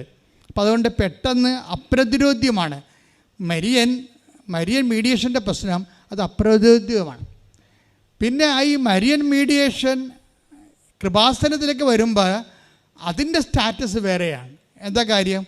അത് മാതാവിൻ്റെ പ്രത്യക്ഷീകരണമായിട്ട് വന്നിരിക്കുന്ന വിഷയമാണ്. മാതാവിൻ്റെ പ്രത്യക്ഷീകരണം സമയഘടികാരം നെഞ്ചിൽ ചാർത്തി ദുരന്തം ഉണ്ടാകാൻ പോണ് പ്രാർത്ഥിക്കണമെന്ന് സഭയോടും ലോകത്തോടും പറയുന്ന മാതാവിൻ്റെ പ്രത്യക്ഷീകരണം ദൈവത്തിൻ്റെ ഒരു മനസ്സാണ്. അപ്പോൾ മാതാവിൻ്റെ പ്രത്യക്ഷീകരണം സഭ അത് ജനറലൈസ് ചെയ്യുകയും ഒരു ലോക്കലായിട്ടുള്ള സ്ഥലത്ത് സംഭവിച്ച വിഷയത്തെ അത് സഭയെ എടുത്ത് ജനറലൈസ് ചെയ്യുകയും ലോകം മുഴുവൻ ദൈവത്തിൻ്റെ സന്ദേശം എത്തിക്കേണ്ടത് ദൈവത്തിൻ്റെ ഒരു ആവശ്യമാണ്. ആ ദൈവത്തിൻ്റെ ആവശ്യം നിറവേറ്റാൻ വേണ്ടിയാണ് നമ്മൾ ഉടമ്പടി എടുത്ത് പ്രത്യക്ഷീകരണം പ്രാർത്ഥന ചെല്ലണത്. അപ്പം നമ്മുടെ ഉടമ്പടി കാര്യങ്ങൾ നിവർത്തേണ്ടത് നമ്മുടെ ആവശ്യമാണ്, ദൈവത്തിൻ്റെ ആവശ്യമാണ്. അതുകൊണ്ടാണ് മറ്റും മരിയൻ മീഡിയേഷനേക്കാളും ഈ കൃപാസനം മരിയൻ മീഡിയേഷൻ പവർഫുൾ ആയിരിക്കുന്നത്. ശ്രുതികട ഹല്ലേലൂയ.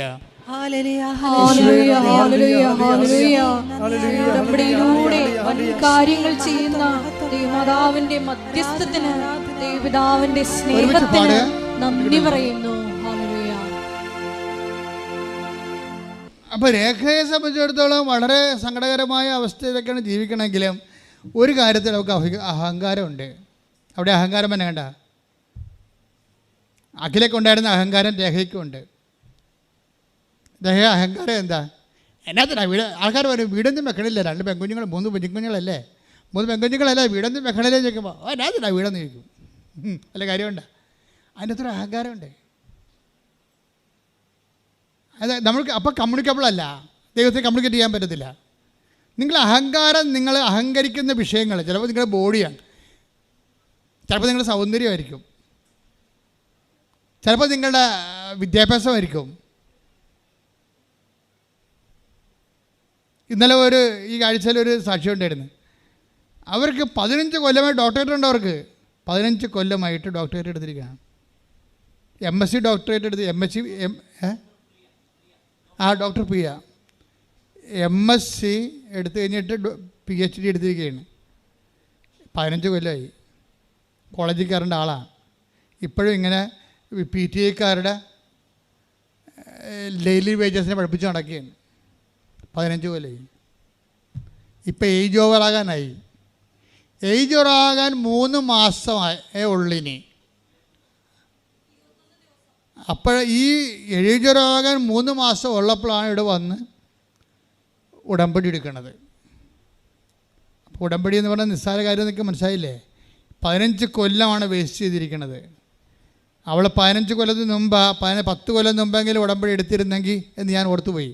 കാര്യം ഉടമ്പടി സമയത്തിൻ്റെ പ്രാർത്ഥനയാണ്. ഉടമ്പടി എടുത്തു കഴിഞ്ഞപ്പോൾ ഇപ്പോൾ MSc PhD ആയിട്ടുള്ള ആൾക്കാർ 15 കൊല്ലത്തെ എക്സ്പീരിയൻസ് ആണ് സ്കൂളിലെ. പക്ഷേ കോൾഫോർ ചെയ്യുന്നില്ല, സർക്കാരും കോൾഫോർ ചെയ്യുന്നില്ല. റാങ്ക് ലിസ്റ്റിൽ പരീക്ഷയ്ക്ക് എഴുതുന്നുണ്ട്, റാങ്ക് ലിസ്റ്റിൽ കയറണില്ല. ആകപ്പാടെ ഒരു പകപ്പാണ്. എൻ്റെ ജീവിതം ഇങ്ങനെ ജോലി കിട്ടാതെ ഇങ്ങനെ നരകിച്ച് മരിച്ചു പോകുകയെന്ന് ചിന്തിച്ച് തീർത്ത് കയ്യിൽ നിന്ന് വിട്ടുപോയി. ജീവിതം കയ്യിൽ നിന്ന് വിട്ടു പോകുന്നവർക്ക്, ദൈവത്തിൽ നിന്ന് ജീവിതം കൈവിട്ടു പോകുന്നവർക്ക് ദൈവത്തിൻ്റെ കൈയോട് നിന്നെ പിടിപ്പിക്കുന്നതാണ് ഉടമ്പടി. കൈയടിക്കട്ടെ, ശ്രദ്ധിക്കട്ടെ. ഹല്ലേലൂയ.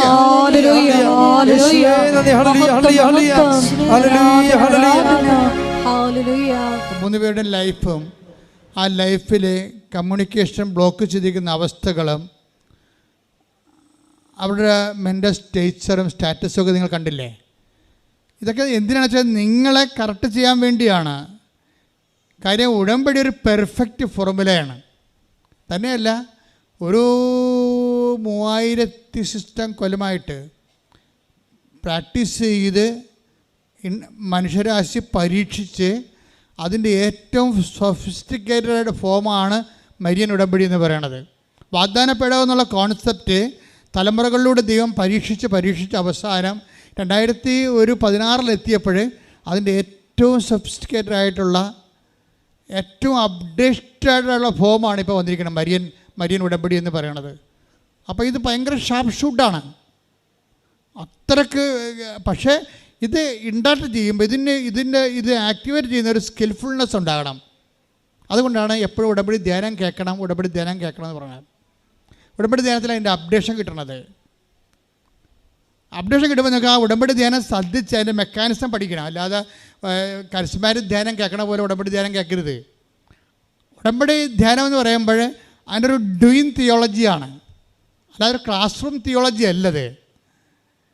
അത് നമ്മൾ ഒരു ചെയ്വനയിലാണ് അത് എങ്ങനെ അത് ഈ നമ്മൾ അതായത് ഈ വിഷയം നമുക്കറിയാം. ഉടമ്പടി തന്നെ പറയുന്ന കമാൻഡ് എന്താണ്? ഈശോ കവനൻ്റെ ഫോർമുലയിൽ പറയണത് do this in memory of me. അതാണ് കുർബാന, കവനൻ്റാണ്, അത് ചെയ്യണേ. പക്ഷെ ഭയങ്കര കോസ്റ്റ്ലിയാണ്. പണ്ടൊക്കെ കോസ്റ്റ്ലി ഒരു പള്ളിക്ക് 100 കോടി ഒരു കോടി രൂപയെങ്കിലും വേണം. ചെറിയൊരു ചാപ്പൽ ചെയ്യാൻ 1 കോടി രൂപ വേണം. ഒരച്ഛനെ പഠിപ്പിക്കണമെങ്കിൽ 10-25 ലക്ഷം രൂപ വേണം. കപ്പേന് ശമ്പളം കൊടുത്ത്, വലിയ ശമ്പളം ഇല്ല പാവപ്പെട്ടവന്, എല്ലാ കപ്പേന്മാർക്കും ചെറിയൊരു ശമ്പളം സ്റ്റൈഫൻ്റാണ് കിട്ടണത്. ഇത് എനിവേ ഈ സംവിധാനമൊക്കെ ഒരുക്കണമെങ്കിൽ 1.5 കോടി രൂപ വേണം. ഒരച്ഛനെ പഠിപ്പിക്കണമെങ്കിൽ 13 കൊല്ലം വേണം. എന്നാൽ മാത്രമേ ഈ മെമ്മറി ഒന്ന് ചെയ്യാൻ പറ്റത്തുള്ളൂ. ഈ മെമ്മറി ചെയ്യാൻ ആളില്ലാത്ത അവസ്ഥയാണ് ഇപ്പോൾ യൂറോപ്യൻ സഭയിലുള്ളത്. യൂറോപ്യൻ സഭ മെമ്മറി ചെയ്യാൻ ആളില്ലാത്തൊരു കാലം ചിലപ്പോൾ ഇനി വരാം, ഇവിടെയും വരാം. അപ്പോഴും ആരെങ്കിലും ഇല്ലാതിരിക്കത്തില്ല. ആദിമസഭയിൽ അപ്പോസ്തലന്മാർ 12 പേരെ ഉണ്ടായിരുന്നുള്ളൂ. 12 സ്ഥലത്ത് പോകുമ്പോഴും കുർബാന ചിലപ്പോൾ 6 മാസം കൂടുമ്പോഴേ ഉണ്ടാകത്തുള്ളൂ. പക്ഷെ ജനങ്ങൾ വിശ്വാസത്തിൽ ജീവിച്ചിരുന്നു. അതുകൊണ്ടാണ് പൗലോസ് പറയണത് ആത്മാവിൻ്റെ ശരീരത്തിൻ്റെ ഫലങ്ങളെ എല്ലാവർക്കും അറിയാവുന്ന, ഇല്ലേ? എല്ലാവർക്കും അറിയാവുന്ന പറയണത്. അപ്പോൾ പാപത്തെക്കുറിച്ച് എല്ലാവർക്കും നല്ല കോൺഷ്യസ് ഉണ്ടെന്നാണ്. ആദിമസഭയിൽ ഈ 10,000 അച്ഛന്മാരെ വെച്ച് 10,000 പള്ളി വെച്ച് നടന്നിട്ടും പാപത്തിൻ്റെ കുറിച്ച് കോൺഷ്യസ് ഇല്ലല്ല. അതിലെ കുഴപ്പം. Take the word of God. Galatia 5:19. Galatia 5:19. ജഡത്തിന്റെ വ്യാപാരങ്ങൾ എല്ലാവർക്കും അറിയാം. ഒന്ന് പറഞ്ഞേ, ജഡത്തിന്റെ വ്യാപാരങ്ങൾ എല്ലാവർക്കും അറിയാം. അപ്പം അത് കോമൺ ലൈറ്റിക്ക് ജഡത്തിന്റെ വ്യാപാരങ്ങൾ അറിയാമെന്നാണ് പറയണത്. കളിയാണ്. സാധാരണ മനുഷ്യർക്ക് പോലും ജഡത്തിന്റെ വ്യാപാരങ്ങൾ അറിയാം. എന്തൊക്കെയാണത്? അവ വ്യഭിചാരം, വ്യഭിചാരം, അശുദ്ധി, ദുർവൃത്തി, വിഗ്രഹാരാധന, ആഭിചാരം, ശത്രുത, കലഹം, അസൂയ, കോപം, മാത്സര്യം, ഭിന്നത, വിഭാഗീയ ചിന്ത, വിദ്വേഷം, മദ്യപാനം, മധുരോത്സവം, ഇവയും ഈ ദൃശ്യമായ മറ്റു പ്രവൃത്തികളുമാണ്. ഒരു കവനിലേക്ക് വരുമ്പോൾ ഒരു വിശുദ്ധി, നമ്മളെ വിശുദ്ധിയിലേക്കാണ് വിളിക്കണത്. അപ്പോൾ അതുകൊണ്ട് തന്നെ ഇതാണ് ഇതിൻ്റെ ഒരു നിലപാട് തറയെന്ന് പറയണത്. ഇതിനകത്ത് ഒരു സംഭവം മാത്രം ഞാൻ പറഞ്ഞു, ജഡത്തിൻ്റെ വ്യാപാരത്തിൽ ഒരു സാധനം മാത്സര്യം പറഞ്ഞില്ലേ, കോപം മാത്സര്യം എന്ന് പറയുമ്പോഴേ താരതമ്യ പഠനത്തിൽ നിന്നാണ് മത്സരം വരണം. മത്സരം എന്ന് പറയുന്നത് എന്താണ്? താരതമ്യം. അതാണ് ഞാൻ അത്ര മോശമല്ല. അപ്പം കൂട്ടുകാരുമായിട്ടൊക്കെ മത്സരം ഉണ്ടെന്നുണ്ടെങ്കിൽ ഉടമ്പടി ബ്രേക്ക് ആകാൻ സാധ്യതയുണ്ട്. ഇവിടെ സാക്ഷിയൊക്കെ പറയുമ്പോൾ ഞാനത്ര ഹാപ്പിയൊന്നുമില്ല സാക്ഷ്യത്തിൽ. എന്താ കാര്യം? ഈ പണ്ടാരം സാക്ഷ്യമെല്ലാം പറഞ്ഞിട്ട് പോകണമെങ്കിൽ ഇതിൻ്റെ മനസ്സിലെന്തായിരിക്കണം നമുക്കറിയാമോ? ഇവിടുന്ന് പറഞ്ഞ് പോയി ഇംഗ്ലണ്ടിലോ അമേരിക്കയിലോ പോയി കഴിയുമ്പോൾ രണ്ടാഴ്ച കഴിയുമ്പോൾ അവിടെ പള്ളിയില്ല, പട്ടക്കാരനുമില്ല, പിന്നെ കൂട്ടുകാരുമായിട്ട് പിന്നെ അവരുടെ റിലേ പോയി നടക്കുന്ന ആൾക്കാർ നമുക്ക് കണ്ടിട്ടുണ്ട്. നിങ്ങൾ ഭാവിയിൽ നിങ്ങളുടെ ഉടമ്പടിയിലാണ് നിങ്ങൾ ജീവിക്കണമെന്ന് ദൈവത്തിന് തോന്നണം. ആദ്യം നിങ്ങൾ ചെയ്യേണ്ട പരിപാടി, കർത്താവ് 90 ദിവസം കൊണ്ട് ഞാൻ അവസാനിപ്പിക്കണില്ല, ഇത് ഉടമ്പടിയാണ്, അല്ലാതെ എന്തെങ്കിലും കൊണ്ടൊന്ന് വോട്ട് ചെയ്തേച്ചും പോണ പരിപാടിയല്ല. ചിലർ വോട്ട് ചെയ്യണ പോലെ ഉടമ്പടി ചെയ്യണത്, ഇവിടെ കൊണ്ടുവന്ന് ഇട്ടും പോകും, എന്നിട്ട് തോന്നാ പോലെ ജീവിക്കും. അഖിലയുടെ പ്രശ്നം എന്താ? അഖില എന്തുകൊണ്ടാണ് ഉടമ്പടി എടുത്തിട്ട് പിന്നെയും തോറ്റത്? ഉടമ്പടി എടുത്തിട്ടും പിന്നെയും തോറ്റ് ബീറ്റുവിനെ, പിന്നെയും ഉടമ്പടി പുതുക്കി പിന്നെയും തോറ്റ് ബീറ്റുവിനെ. എന്താ തോറ്റത്? അവളുടെ ഈ ഉടമ്പടി എടുത്ത കൂട്ടുകാരത്തി മാതാവിനെ കെട്ടിപ്പിടിച്ച് കരയണത് കണ്ടപ്പോൾ അവൾ രക്ഷപ്പെട്ടത് കൃപാസനം മാതാവിന് ആയതുകൊണ്ട്, എന്നാൽ ഞാനും കൂടി പോയി വോട്ട് ചെയ്തേക്കാമെന്ന് പറഞ്ഞിട്ട് പാവപ്പെട്ടവൾ വോട്ട് ചെയ്യാൻ വന്നതാണ്. ഉടമ്പടിക്കാൻ വന്നതല്ല, മാതാവിന് വോട്ട് ചെയ്യാൻ വന്നതാണ്. എന്നിട്ട് എന്ത് ചെയ്യുക? പത്രം എന്ത് ചെയ്ത്? പത്രം അവിടെ തന്നെ വെച്ച്. ഇന്നലെ ഞാനൊരുത്തിനെ ഇറക്കി വിട്ട്. കാരണം അവിടെ എന്തോ കരഞ്ഞോ കൂവിയോ ഒരു ഭർത്താവും ഭാര്യയും കൂടി ഇവിടെ വന്നിട്ട് അവളിങ്ങനെ ഏന്തി നിൽക്കുകയാണ് എന്നോട് സംസാരിക്കാൻ വേണ്ടി. അപ്പോൾ ഇവൾ വന്നപ്പോൾ തന്നെ എനിക്ക് മനസ്സിലായി എന്തൊരു പിഴയാണല്ലോ പരിപാടിയെന്ന്. അപ്പോൾ ഉടനെ ഞാൻ ചീട്ടെടുത്ത് നോക്കിയപ്പോൾ 15 ദിവസം ആയിട്ടുള്ളൂ ഉടമ്പടി എടുത്തിട്ട്. അച്ഛനെ കാണാനുള്ള ചീട്ട് അവളെ ഇവിടെ നിന്ന് ഒപ്പിച്ച്. അപ്പോൾ അങ്ങനെ വരുമ്പോൾ ഞാൻ കളി കണ്ടപ്പോഴത്തേക്ക് മനസ്സിലായി ഇത് കള്ളക്കണ്ണീരാണെന്ന് വെച്ചാൽ. ഞാൻ പറഞ്ഞു, നിൻ്റെ പത്രം തേനി, നിൻ്റെ പത്രം ഇരിപ്പുണ്ട്, അലമാരി വെച്ചിരിക്കണേ, പൂട്ടിയിരിക്കുക, എന്നെ കാണാൻ മതിരിക്കുക, ഇറങ്ങി പൊടിയെന്ന്. അപ്പോൾ അതിനെ പൊക്കി വിട്ട ഭർത്താവിനും ഭാര്യനെ. എന്താ കാര്യം വെച്ച് കഴിഞ്ഞാൽ അതായത് ഇവൾ ദൈവത്തെ പറ്റിക്കുകയാണ് ശരിക്കും ചെയ്യണേ.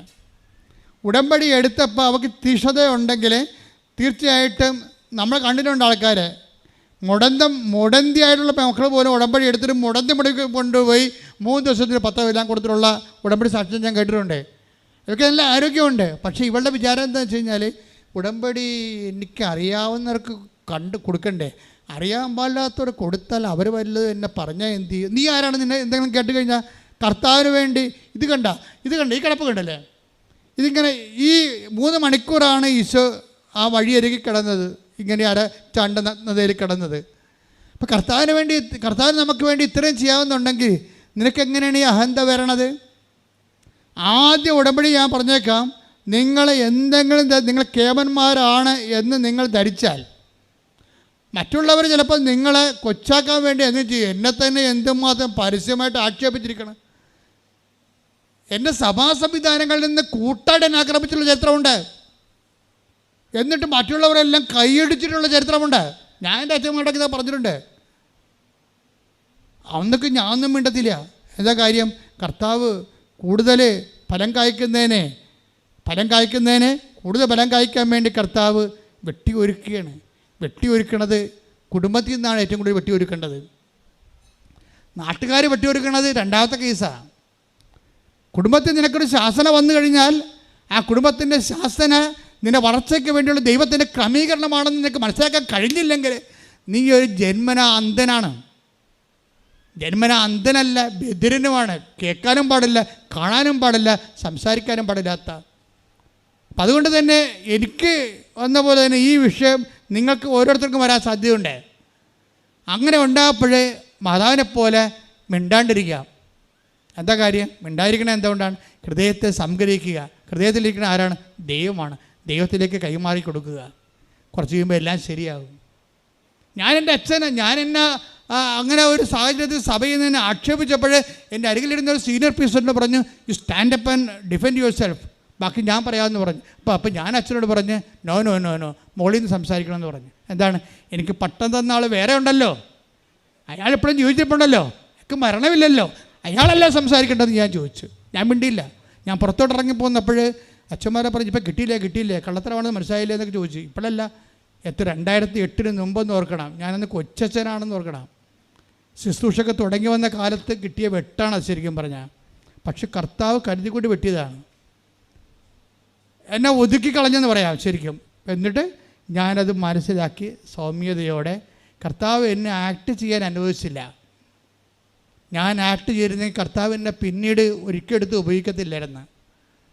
ദൈവത്തിന് വിശ്വസിക്കാൻ പറ്റിയൊരു വ്യക്തിയായി നീ മാറണം. ദൈവപൈതലേ, ദൈവത്തിന് നിന്നെ വിശ്വസിക്കണം. കാരണം നിന്നെ വിശ്വസിച്ചാൽ മാത്രമേ ദൈവത്തിന് നിന്നെ സ്നേഹിക്കാൻ പറ്റത്തുള്ളൂ. കാര്യം വിശ്വസിച്ചതിൻ്റെ വിശ്വാസം എന്ന് പറയണത് ഒരു ടെമ്പററി അഫയേഴ്സാണ്. അതൊരു ടെമ്പററി അഫയേഴ്സാണ്. That can be stopped at any time. പക്ഷേ സ്നേഹത്തിലേക്ക് വരുമ്പോൾ സ്നേഹത്തിന് അന്ത്യമില്ല. വിശ്വാസം ദൈവപതിലെ നിന്നിൽ ദൈവം വിശ്വാസം ജനിപ്പിക്കാൻ വേണ്ടി, നിൻ്റെ വിശ്വാസത്തിൽ നിൽക്കാൻ വേണ്ടി ദൈവം നിന്നെ ഒരുക്കുമ്പോൾ ഓർക്കുക, ദൈവം നിന്നെ സ്നേഹിക്കാൻ തീരുമാനിച്ചു. ആ സ്നേഹം ദൈവം ടെമ്പററി അല്ല. ഫെയ്ത്ത് ഈസ് ടെമ്പററി, ബട്ട് വിശ്വാസം എന്നേക്കും. Take the word of God. 1 Corinthians 13:12. വിശ്വാസം, പ്രത്യാശ, സ്നേഹം ഇവ മൂന്നും നിലനിൽക്കുന്നു. എന്നാൽ സ്നേഹമാണ് സർവോത്കൃഷ്ടം. വിശ്വാസത്തിനേക്കാൾ ഉത്കൃഷ്ടമാണ് സ്നേഹം. വിശ്വാസത്തിൻ്റെ കുഴപ്പം, വിശ്വാസം നീ സാക്ഷ്യം കൊണ്ട് സാധൂകരിക്കുന്നില്ലെങ്കിൽ വിശ്വാസം ടെമ്പററി അഫയേഴ്സായിട്ട് മാറും, ലിമിറ്റഡ് ആവും. അപ്പോൾ നമ്മുടെ ലക്ഷ്യം എന്താണ്? കമ്മ്യൂണിക്കേഷൻ എന്ന് പറയുമ്പോൾ ആ സ്നേഹത്തിലാണ് കമ്മ്യൂണിക്കേഷൻ ആരംഭിക്കണത്, വളരണത്.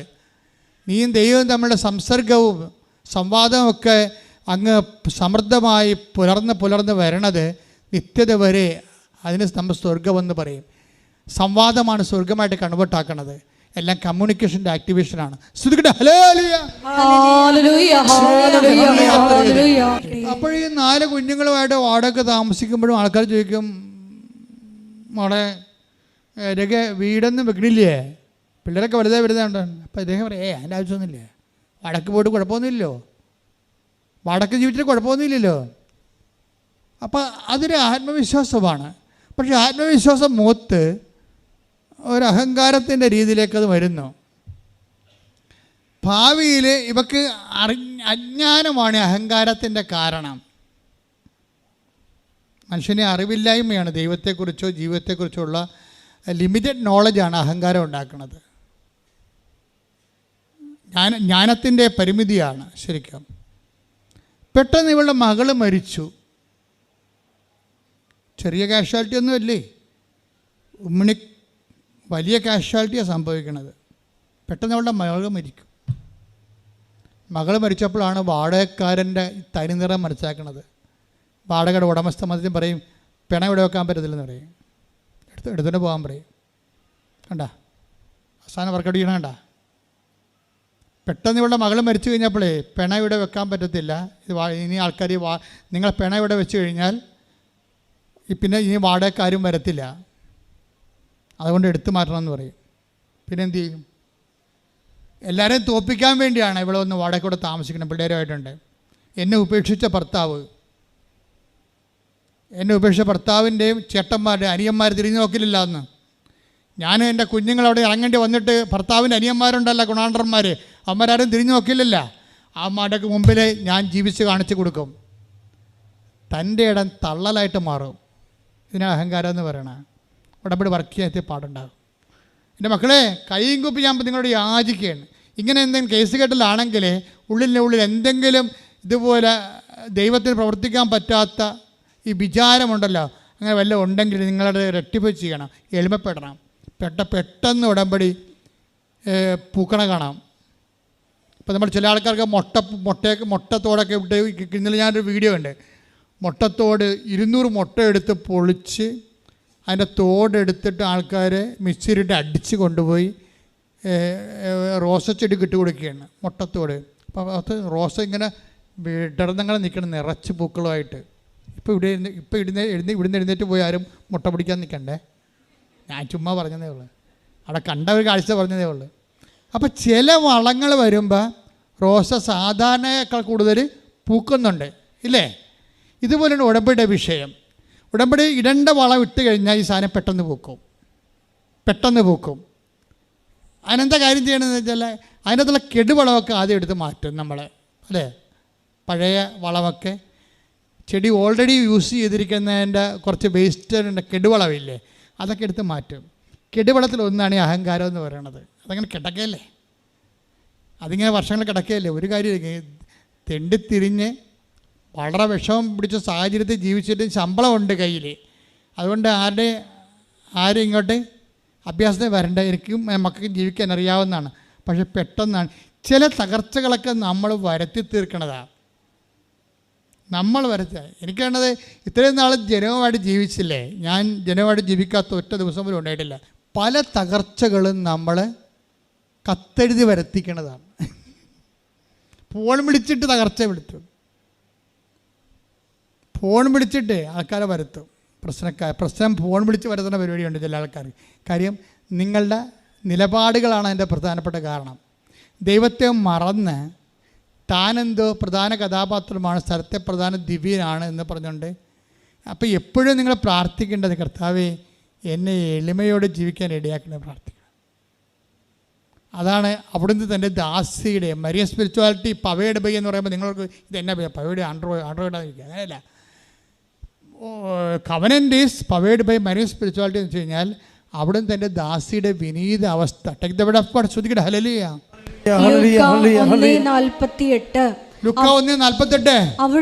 അവിടുന്ന് തന്റെ ദാസിയുടെ താഴ്മയെ കടാക്ഷിച്ചു. ആ ദൈവം നോക്കണത് നീ പാവപ്പെട്ടവളാണ്, വീടില്ലേ, ഭർത്താവില്ലേ, അതൊന്നുമല്ല ദൈവം നോക്കണത്. ദൈവത്തിന് കമ്മ്യൂണിക്കബിളാണെന്നാണ് നോക്കണത്. എനിക്ക് നിങ്ങളോട് ഇൻട്രാക്ട് ചെയ്യാൻ പറ്റുമോ, അതാ സംഭവം.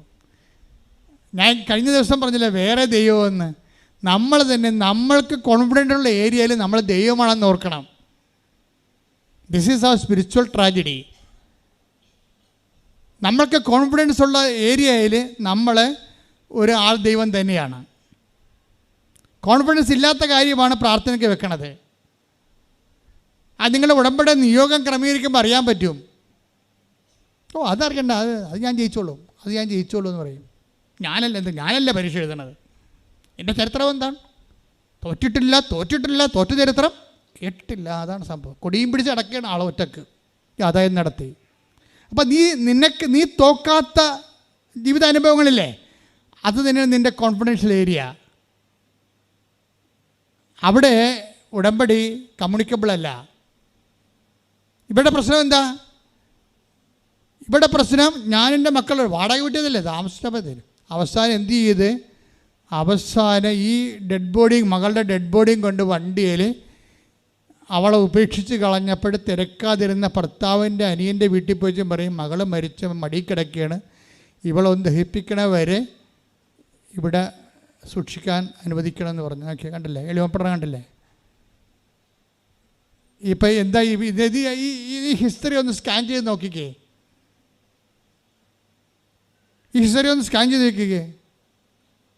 അപ്പം അങ്ങനെ വരുമ്പോൾ നിങ്ങളവർക്ക് സ്ഥലമില്ലാത്തവർ എങ്ങനെ വീണ്ടും ചിന്തിക്കണത്? സ്ഥലമില്ലാത്തവരെങ്ങനെ വീണ്ടും ചിന്തിക്കണത്? വീട് വെക്കാൻ കാശില്ലാത്തവരെങ്ങനെയാണ് വീടിനെക്കുറിച്ച് ചിന്തിക്കണത് എന്നൊക്കെ നിങ്ങൾ ചിന്തിക്കും. പക്ഷെ നിങ്ങൾക്ക് വേണ്ടി നിങ്ങൾ ചിന്തിക്കാൻ പറഞ്ഞിട്ടില്ലല്ലോ. നിങ്ങൾക്ക് വേണ്ടി ചിന്തിക്കാൻ ആളുണ്ടല്ലോ, നിങ്ങൾക്ക് വേണ്ടി പദ്ധതി ഉണ്ടാക്കാൻ വരെ ആളുണ്ടല്ലോ. പക്ഷെ അതിന് വരാനോ? അതാണ് എനിക്ക് നിന്നെക്കുറിച്ച് ഒരു പദ്ധതിയുണ്ട്. ജെറമിയ 29:11 കർത്താവ് അരുൾ ചെയ്യുന്നു, നിങ്ങളെക്കുറിച്ചുള്ള പദ്ധതി എൻ്റെ മനസ്സിലുണ്ട്. ജെറമ്യാ 29:11 നിങ്ങളെക്കുറിച്ചുള്ള പദ്ധതി പറഞ്ഞേ. നിങ്ങളെക്കുറിച്ചുള്ള പദ്ധതി എൻ്റെ മനസ്സിലുണ്ട്. നിങ്ങളുടെ നാശത്തിനല്ല, ക്ഷേമത്തിനുള്ള പദ്ധതിയാണ്. ക്ഷേമത്തിനുള്ള പദ്ധതിയാണ്. ഒന്ന് പറഞ്ഞേ, നിങ്ങളുടെ നാശത്തിനല്ല, ക്ഷേമത്തിനുള്ള പദ്ധതിയാണ്. കാരുണ്യത്തിന് ആരാധനയും സ്തുതിയും പുകഴ്ചയും ഉണ്ടായിരിക്കട്ടെ. മകളുടെ എല്ലാ അടിയന്തരങ്ങളെല്ലാം കഴിഞ്ഞതിന് ശേഷം അവളെ ശരിക്കും ഇങ്ങനെ സീറോ തനിക്ക് പറ്റിയ അബദ്ധങ്ങളും അതുപോലെ തന്നെ എല്ലാം മനസ്സിലാക്കി ഇവളെ എളിമപ്പെടണമുണ്ട്. എളിമപ്പെട്ടിട്ട് മാതാവിനോട് പറയും, മാതാവേ, എത്ര വർഷമായി ഞാൻ പഞ്ചായത്തിലൊരു അപേക്ഷ വെച്ചിട്ട് എനിക്കും കുഞ്ഞുങ്ങളും കയറി കിടക്കാൻ ഒരു തുണ്ട് ഭൂമി കിട്ടാൻ. എനിക്കൊരു തുണ്ട് ഭൂമി കിട്ടാഞ്ഞത് കൊണ്ടല്ലേ എനിക്കിങ്ങനെ വേറെ വീട്ടിൽ കൊണ്ടുവന്ന് എൻ്റെ മകളുടെ ഡെഡ് ബോഡി വെക്കേണ്ടി വന്നത്. ഇനി എൻ്റെ ജീവിതം ഞാൻ മടുത്തു, നീ തന്നെ ഇതിൻ്റെ അകത്ത് ഇടപെടണമെന്ന് പറഞ്ഞു. ആ കമ്മ്യൂണിക്കേഷനായി കണ്ട ആൾ എളിമപ്പെട്ടു. കാര്യങ്ങൾ വന്നപ്പോഴേ എളിമപ്പെട്ടു. കമ്മ്യൂണിക്കേഷനായി നീ തന്നെ ഇതിൻ്റെ അകത്ത് ഇടപെടാൻ, എനിക്ക് വേറെ ആരുമില്ല എന്ന് പറയും. അപ്പോഴുണ്ടിപ്പോൾ ഒരു പച്ച പേപ്പർ ഇങ്ങോട്ട് വന്നിട്ട് പ്രവടാന്നിങ്ങനെ കറുത്ത മനുഷ്യൻ എഴുതി കാണിക്കും. കമ്മ്യൂണിക്കേഷൻ അത് കഴിയുമ്പോൾ തന്നെ ഉടനെ പഞ്ചായത്ത് നിങ്ങളെ വിളിക്കും. എത്രയും വേഗം വന്നാൻ രേഖയെ BO നിങ്ങളെ വിളിക്കണമെന്ന് പറയും. അവിടുത്തെ റവന്യൂ ഓഫീസറാണ്. പിറ്റേ ദിവസം രേഖ BO എടുത്ത് ചെല്ലുമ്പോൾ പറയും, നിങ്ങൾക്ക് 5 സെൻറ്റ് സ്ഥലം അനുവദിച്ചിട്ടുണ്ടെന്ന് പറയും സർക്കാർ. ഇത്രയും സ്പീഡാണ് ഈ സംഭവം, ഇത്രയും സ്പീഡാണ്. അതുകൊണ്ടെന്ന് വെച്ചാൽ അവൾ പട്ടാങ്ങിയായിട്ട് കാര്യം പറയും, അവിടെ. പക്ഷെ പറയുമ്പോൾ നമ്മളിങ്ങനെ ദൈവത്തിൻ്റെ തിരുസന്നിധി ഞാനാണ് ദൈവം എന്നും പറഞ്ഞുകൊണ്ട് പറയരുത്. നീ എനിക്ക് വീട് താ, നീ എനിക്ക് സ്ഥലം താ, ബാക്കി സ്ഥലമൊക്കെ ബാക്കി വീടൊക്കെ ഞാൻ ഉണ്ടായിക്കൊള്ളാം. ഒരു കോൺഫിഡൻസിലോടും നിങ്ങൾക്ക് പറ്റുമായിരിക്കും, പക്ഷേ തന്നതിന് നന്ദി പറഞ്ഞാൽ മതി. നന്ദി എന്ന് പറയുമ്പോൾ അതിൻ്റെ അത്ര എളിമയുണ്ട്. പക്ഷേ ദൈവത്തിന് എന്താ നന്ദി പറയണത്? ഞാനല്ലേ എഴുതണത്. ചില കാണ്ടാമൃഗങ്ങൾ ഉടമ്പടി എടുത്തിരിക്കണത് എങ്ങനെയെന്ന് അറിയാമോ? ഉടമ്പടി എടുക്കും, പത്രം കൊടുക്കത്തില്ല. ഉടമ്പടി എടുക്കും, രോഗികളെ പോയി കാണത്തില്ല. എന്തിനാ ഇത്രയും കഷ്ടപ്പെടണം? ഞാനല്ലേ പരീക്ഷ, ദൈവമല്ലല്ലോ അവൻ പരീക്ഷ എഴുതണത്. പിന്നെ നീ എന്തിനാ ഉടമ്പടി എടുത്ത്? ആ കൂട്ടുകാരത്തിൽ ചോദിച്ചപ്പോൾ ഞാൻ എടുത്ത്, അവരെടുത്തപ്പോൾ ഞാൻ എടുത്ത്, അതിനുള്ളത് സാറ് പോരെ, വല്ല കാര്യമുണ്ടോ? ആ 2 എടുത്തപ്പോഴേ ഇനി അവർക്ക് ഉടമ്പടി എടുക്കാത്തതിൻ്റെ പേരിൽ എന്നേക്കാൾ കൂടുതൽ മാർക്ക് അവർക്ക് കിട്ടാതിരിക്കാൻ വേണ്ടി ബദൽ ഉടമ്പടി എടുത്തിരിക്കുകയാണ് പണ്ടാരം. ഇങ്ങനെ കുറേ അവതാരങ്ങളുണ്ട്. ഉടമ്പടി എടുക്കാവുന്ന എല്ലാ ആൾക്കാർക്കും ഒരുപോലെ അനുഭവമില്ലാത്തതിൻ്റെ കാരണം ഇതാണ് എൻ്റെ വിഷയം. ദൈവത്തിന് കമ്മ്യൂണിക്കബിൾ അല്ല. ദൈവത്തിന് കമ്മ്യൂണിക്കബിൾ അല്ല. അപ്പം അവർ മനസ്സിലിരിക്കുന്നത് എന്താണ്? എടാ, ഞാൻ പത്രം കൊടുത്താലും പരീക്ഷ എഴുതേണ്ട ഞാനല്ലേ? അതാണ് വിഷയം. ഞാനിപ്പോൾ രോഗികളെപ്പോലെ കണ്ടാലും കണ്ടില്ലേലും പരീക്ഷ എഴുതേണ്ട ഞാനല്ലേ പഠിക്കേണ്ടത്. അപ്പോൾ ഞാനല്ലേ ദൈവത്തിന് എന്താണ് ഇവിടെ കാര്യം എന്നാണ് വിഷയം. അവളുടെ ആ അണ്ടർമൈൻഡ് വായിക്കുമ്പോൾ മനസ്സിലാക്കണത് എന്താണ്? ഞാനല്ലേ ദൈവം, വേറെ ഇവിടെ ദൈവത്തിന് എന്താണ് ഇവിടെ കാര്യം. അപ്പം സാക്ഷാ ദൈവത്തിന് വേറെ ദൈവമാക്കുകയും ഇവിടെ തന്നെ സ്വന്തം ദൈവമായിട്ട് അവതരിപ്പിക്കുകയും ചെയ്യും. ലോകത്ത് എല്ലാവർക്കും ഉണ്ട് ഈ പ്രശ്നം. ലോകത്ത് എല്ലാവർക്കും ഉണ്ട്. ഏതെങ്കിലും ഒരു നിലപാടിൽ അവർക്ക് 4 അക്ക ശമ്പളം കിട്ടി, അവിടെ പ്രൊഫഷൻ ഓക്കെയാണ്, അവിടെ ജനങ്ങൾ അവിടെ ക്യാമറ ഇഷ്ടപ്പെട്ടു, ജനങ്ങൾ അവിടെ സിനിമ കണ്ടു, ജനങ്ങൾ അവർ അങ്ങനെ ഇട്ട് കഴിഞ്ഞാൽ പിന്നെ ഉടനെ ആദ്യം നിന്ന് നിഷേധിക്കുന്നത് മതം. അതൊക്കെ ഒരു ആധുനിക പഴയ ഇനിഷ്യൻ്റുള്ള മനുഷ്യന്മാരുടെ അന്നത്തെ കാലത്തെ ഒരു ആവശ്യമായിരുന്നു. ഇന്നെന്താ അതിന് പ്രസക്തി? അപ്പം ഞാൻ നിർമ്മതനായി എന്ന് വെച്ചാൽ എന്താ ഉദ്ദേശം? ഇവൻ്റെ സിനിമ വിറ്റ് മാറണമെങ്കിൽ എല്ലാ ജാതിക്കാരും പോയി തിയേറ്ററിൽ കാണണം. ഇതിനകത്ത് ജാതിയാ മതമോ പറഞ്ഞാൽ വേറെ മതക്കാർ കയറത്തില്ല. അപ്പോൾ വിശ്വാസം വിറ്റിട്ട് ഇവൻ കച്ചവടം ചെയ്യും, അവൻ്റെ പ്രൊഫഷൻ കച്ചവടം ചെയ്യും. ഇതിനാണ് പ്രലോഭനം എന്ന് പറയുന്നത്. കർത്താവിനെ അറിയാമായിരുന്നു ഇത് മനുഷ്യന്മാരുടെ ഏറ്റവും വലിയ ശത്രു അവൻ തന്നെയാണെന്ന്. ആരാണ് നമ്മുടെ ശത്രു? പിശാചൊന്നുമല്ല, ബി അവർ സെൽഫ്. അതുകൊണ്ടാണ് ഈശോ പറയണത്, ഈ ദൈവരാജ്യം വരണമെങ്കിലും അതൊന്നും വേണ്ട ആഹാരം കിട്ടണമെങ്കിലും പ്രലോഭനങ്ങളിൽ ഉൾപ്പെടുത്തരുത്. കൈയടിച്ചു കേട്ടോ. ഹല്ലേലൂയ.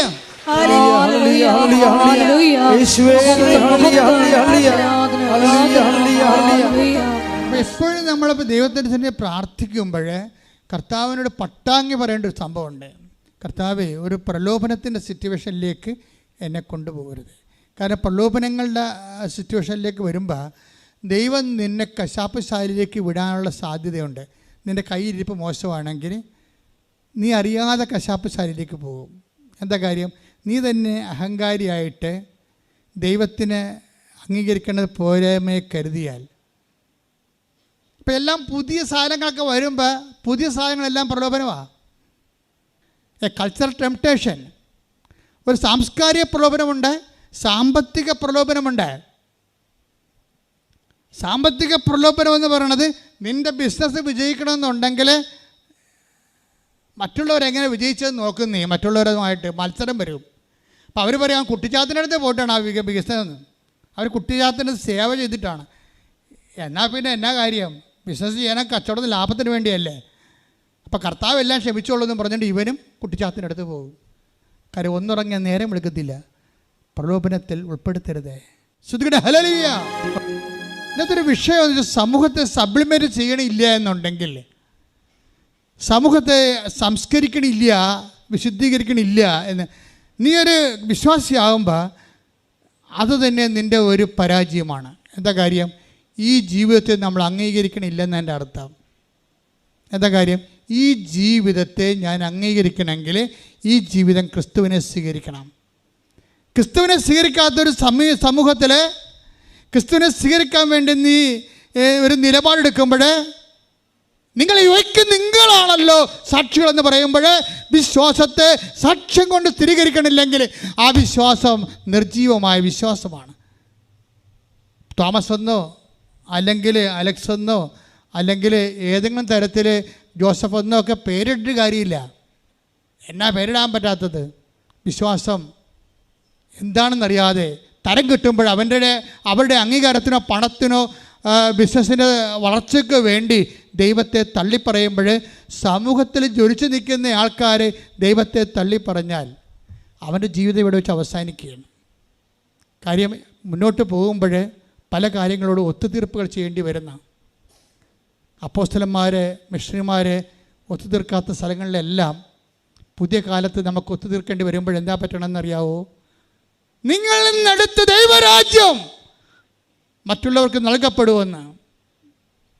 ദൈവരാജ്യം വിദ്യാർത്ഥിയിലേക്ക് സഞ്ചരിച്ചുകൊണ്ടിരിക്കുന്ന കാഴ്ച കൃപാസനത്തിൽ വരുമ്പോൾ നിങ്ങൾ കാണാൻ പറ്റും.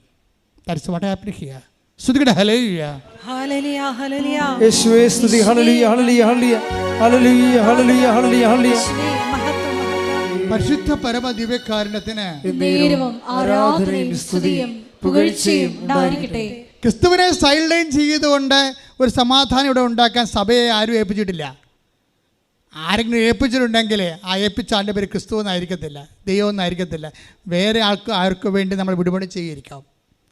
ഒന്നെങ്കിൽ കാലത്തിന് വേണ്ടിയായിരിക്കും, കാലത്തിൻ്റെ പ്രവണതയ്ക്ക് വേണ്ടിയായിരിക്കും, ഒപ്പത്തിനൊപ്പം നിൽക്കാൻ വേണ്ടി സാംസ്കാരിക സമുന്നതന്മാരായിട്ട് ബ്രാൻഡ് കിട്ടാൻ വേണ്ടിയായിരിക്കും.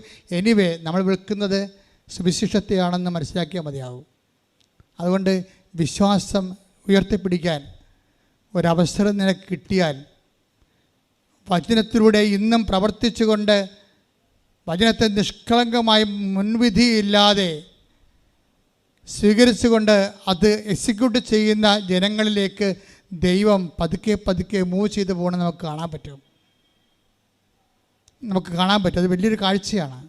ദൈവാനുഭവത്തിൻ്റെ വർത്തമാനകാല സാക്ഷ്യങ്ങൾ. അതുകൊണ്ട് തന്നെ സുവിശേഷം ആദ്യമേ തന്നെ തുറന്നിട്ടിരിക്കുകയാണ്. ആർക്ക് ദാഹിച്ചാലും കുഴപ്പമില്ല, അവർക്ക് എൻ്റെ അടുത്ത് വരാം.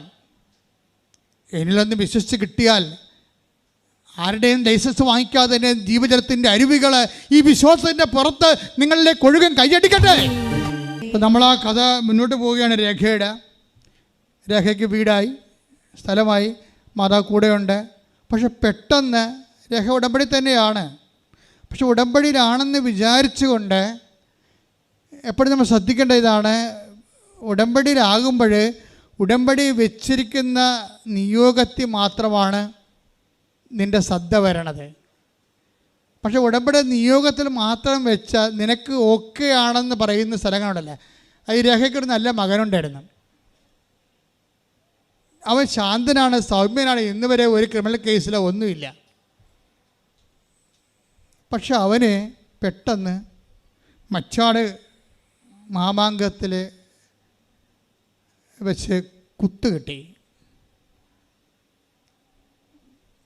അപ്പോൾ മകൻ അവിടെ ഒരു പ്രത്യേക അറിയപ്പെടുന്ന ഒരു ആയുർവേദ ക്ലിനിക്കിൽ നിന്ന് ആ സ്ഥലത്തേക്ക് പോയപ്പോൾ അവിടെ വെച്ചുണ്ടായ കശപിശയിൽ ഇവരുണ്ടാക്കിയതില്ല, വേറെ ആൾക്കാരുണ്ടാക്കിയാണെന്ന് തോന്നണം. പക്ഷെ കുത്തുവിന് കിട്ടി, പലർക്കും കിട്ടി. ചെറിയ കുത്തൊന്നുമല്ല, 14 കുത്ത് കഴുത്തിന്, 8 കുത്ത് നെഞ്ചിന്.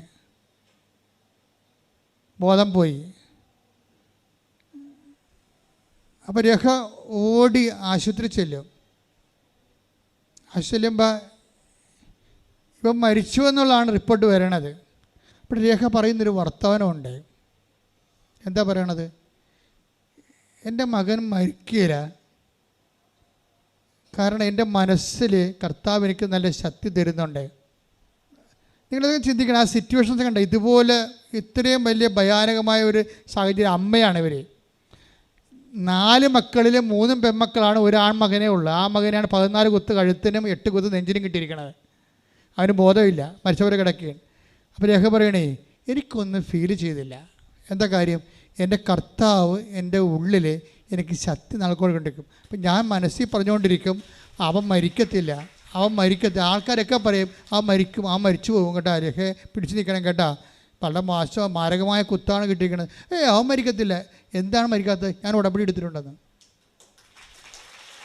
ഈ ആഴ്ചയിൽ ഏറ്റവും വലിയ സാക്ഷ്യമാണത്. ഞാനിതും പറഞ്ഞ് ആശുപത്രി ചെല്ലുമ്പോഴേ അവൻ ബോധമില്ലാതെ മണിക്കൂറോളം കിടക്കുകയാണ്. ഞാൻ ചെല്ലുമ്പോൾ ഞാൻ ചെന്ന് അവനെ തൊട്ടതും അവൻ കണ്ണ് തുറന്ന് ഉടനെ എന്നോട് ആ മകൻ ചോദിച്ചു, അമ്മേ ഞാൻ മരിച്ചു പോകുക. ഇല്ലടാ, ഞാൻ മരിച്ച് എത്ര കാലം കഴിഞ്ഞാൽ നീ മരിക്കത്തുള്ളൂ, കാരണം നിന്നെ ഞാൻ മാതാവിനെ ഏൽപ്പിച്ചിട്ടുണ്ടെന്ന്. വിശ്വാസം വളരണം. കണ്ടില്ലേ? വിശ്വാസം വളരണ്ട. വിശ്വാസം വളരണത് പ്രഖ്യാപനത്തിലൂടെയാണ്. അല്ലാതെ വിശ്വാസം വളരണത് പ്രതിസന്ധികളിലെ നമ്മുടെ പ്രഖ്യാപനത്തിലൂടെയാണ് വിശ്വാസം വളരണത്. ഇത്രയും പറഞ്ഞിട്ട് 2 ദിവസം കൊണ്ട് അമ്മ ഈ 14 കുത്തും കരിച്ചു കളയും. ഈ കുത്ത് കിട്ടുന്ന സമയത്ത് അവൻ്റെ ഡോക്ടർ പറയണേ, അവൻ്റെ ഹൃദയവും കുത്തും തമ്മിൽ ഒരു ചകിരിനാരിൻ്റെ കുത്ത് ഇറങ്ങിപ്പോയിരിക്കണില്ലേ, അതും അവൻ്റെ ഹൃദയവും തമ്മിൽ ഒരു ചകിരിനാരിൻ്റെ വിടവേ ഉള്ളൂ. ഒരു ചകിരിനാർ തെറ്റിയാൽ ആ സ്പോട്ടിൽ അവൻ മരിക്കും. അതാണ് സംരക്ഷണം എന്ന് പറയണത്.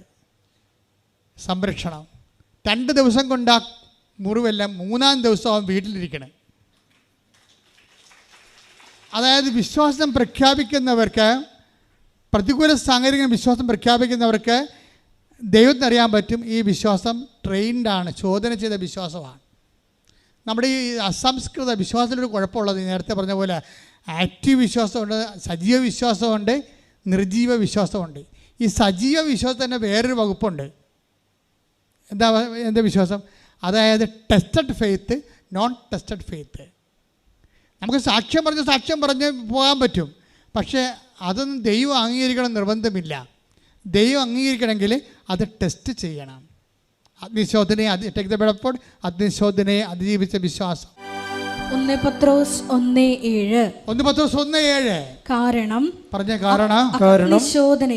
അഗ്നിശോധനയെ അതിജീവിക്കുന്ന നശ്വരമായ സ്വർണ്ണത്തേക്കാൾ വിലയേറിയതായിരിക്കും പരീക്ഷകളെ അതിജീവിക്കുന്ന നിങ്ങളുടെ വിശ്വാസം.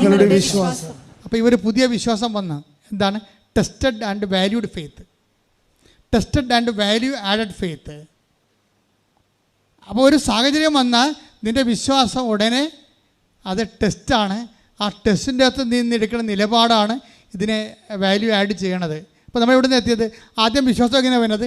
ധാരണ, പിന്നെ എങ്ങനെ വിചാരം, പിന്നെന്ത് വിശ്വാസം, പിന്നെന്ത് സജീവ വിശ്വാസം, നിർജീവ വിശ്വാസവും. സജീവ വിശ്വാസം എന്താണ്? സാക്ഷ്യം, സാക്ഷ്യമില്ലാത്ത വിശ്വാസം. സാക്ഷ്യവിശ്വാസം എന്ത് പറ്റും? Tested faith, non tested faith. സാക്ഷ്യവിശ്വാസം പോലും ടെസ്റ്റഡ് ആയിരിക്കുമ്പോൾ മാത്രമേ ദൈവം അത് അക്സെപ്റ്റ് ചെയ്യത്തുള്ളൂ. മനസ്സിലായില്ലേ? ദൈവം അക്സെപ്റ്റ് ചെയ്യുമ്പോൾ എന്ന് വെച്ചാൽ വിശ്വാസം വളർന്ന് ഈ വിശ്വാസം ഒരു പുണ്യമാണല്ലോ. ജപമാലയിൽ നമ്മൾ പറയുന്നില്ലേ, വിശ്വാസം എന്ന പുണ്യമുണ്ടായി വർദ്ധിക്കാൻ അല്ലേ എൻ്റെ തിരുക്കുമാരനോട് പ്രാർത്ഥിക്കണമേ. അപ്പോൾ വിശ്വാസം ഒരു പുണ്യമാണ്. അപ്പോൾ വിശ്വാസം പുണ്യമായിട്ട് നമ്മുടെ ആത്മാവിലേക്ക് ചേരണ ഒരു സമയമുണ്ട്. പുണ്യം എന്തിനാണ്? ശരീരത്തിലോട് വിശ്വാസത്തെ നിങ്ങൾ വർക്ക് ചെയ്യണത് ശരീരത്തിൻ്റെ കാര്യങ്ങൾ ഉൽപ്പാദിപ്പിക്കാൻ വേണ്ടിയാണ്. ആൾക്കാർ രോഗസൗഖ്യം, ജോലി, വീട്, വിവാഹം, വഴി എന്നൊക്കെ പറഞ്ഞുകൊണ്ട് ഭൗതിക കാര്യങ്ങൾ നേടിയെടുക്കാൻ വേണ്ടി വിശ്വാസം ഉപയോഗിക്കുന്നുണ്ട് ആൾക്കാർ. പക്ഷേ അതേസമയം തന്നെ അത് ഈ ജീവിതത്തിന് വേണ്ടി മാത്രമേ പ്രയോജനപ്പെടുന്നുള്ളൂ. പക്ഷേ നിത്യജീവിതത്തിനാണെങ്കിൽ വിശ്വാസം കൺവേർട്ട് ചെയ്ത് കൃപയായിട്ട്, അതിൻ്റെ ഒരു ഫെയ്ത്ത് മെക്കാനിസം, മെറ്റാബോളിസം അങ്ങനെയാണ്. അത് കൺവേർട്ട് ചെയ്തിട്ട് കൃപയായിട്ട് മാറും. കൃപയായിട്ട് മാറിക്കഴിഞ്ഞാൽ വിശ്വാസം ടെസ്റ്റഡ് ഫെയ്ത്താണ് അത് വിശ്വാസ കൃപയെന്ന് പറയണത്.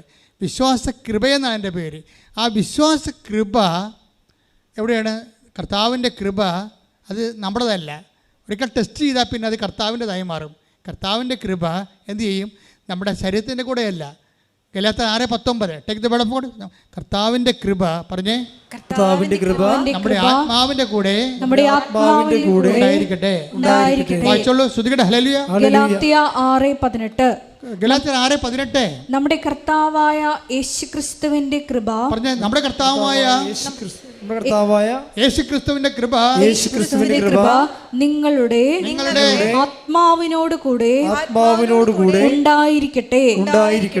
ഇതാണൊരു വിഷയം. അതായത് സാധാരണ വിശ്വാസം ശരീരത്തിൻ്റെ കൂടെയാണ് ഉണ്ടാകണത്.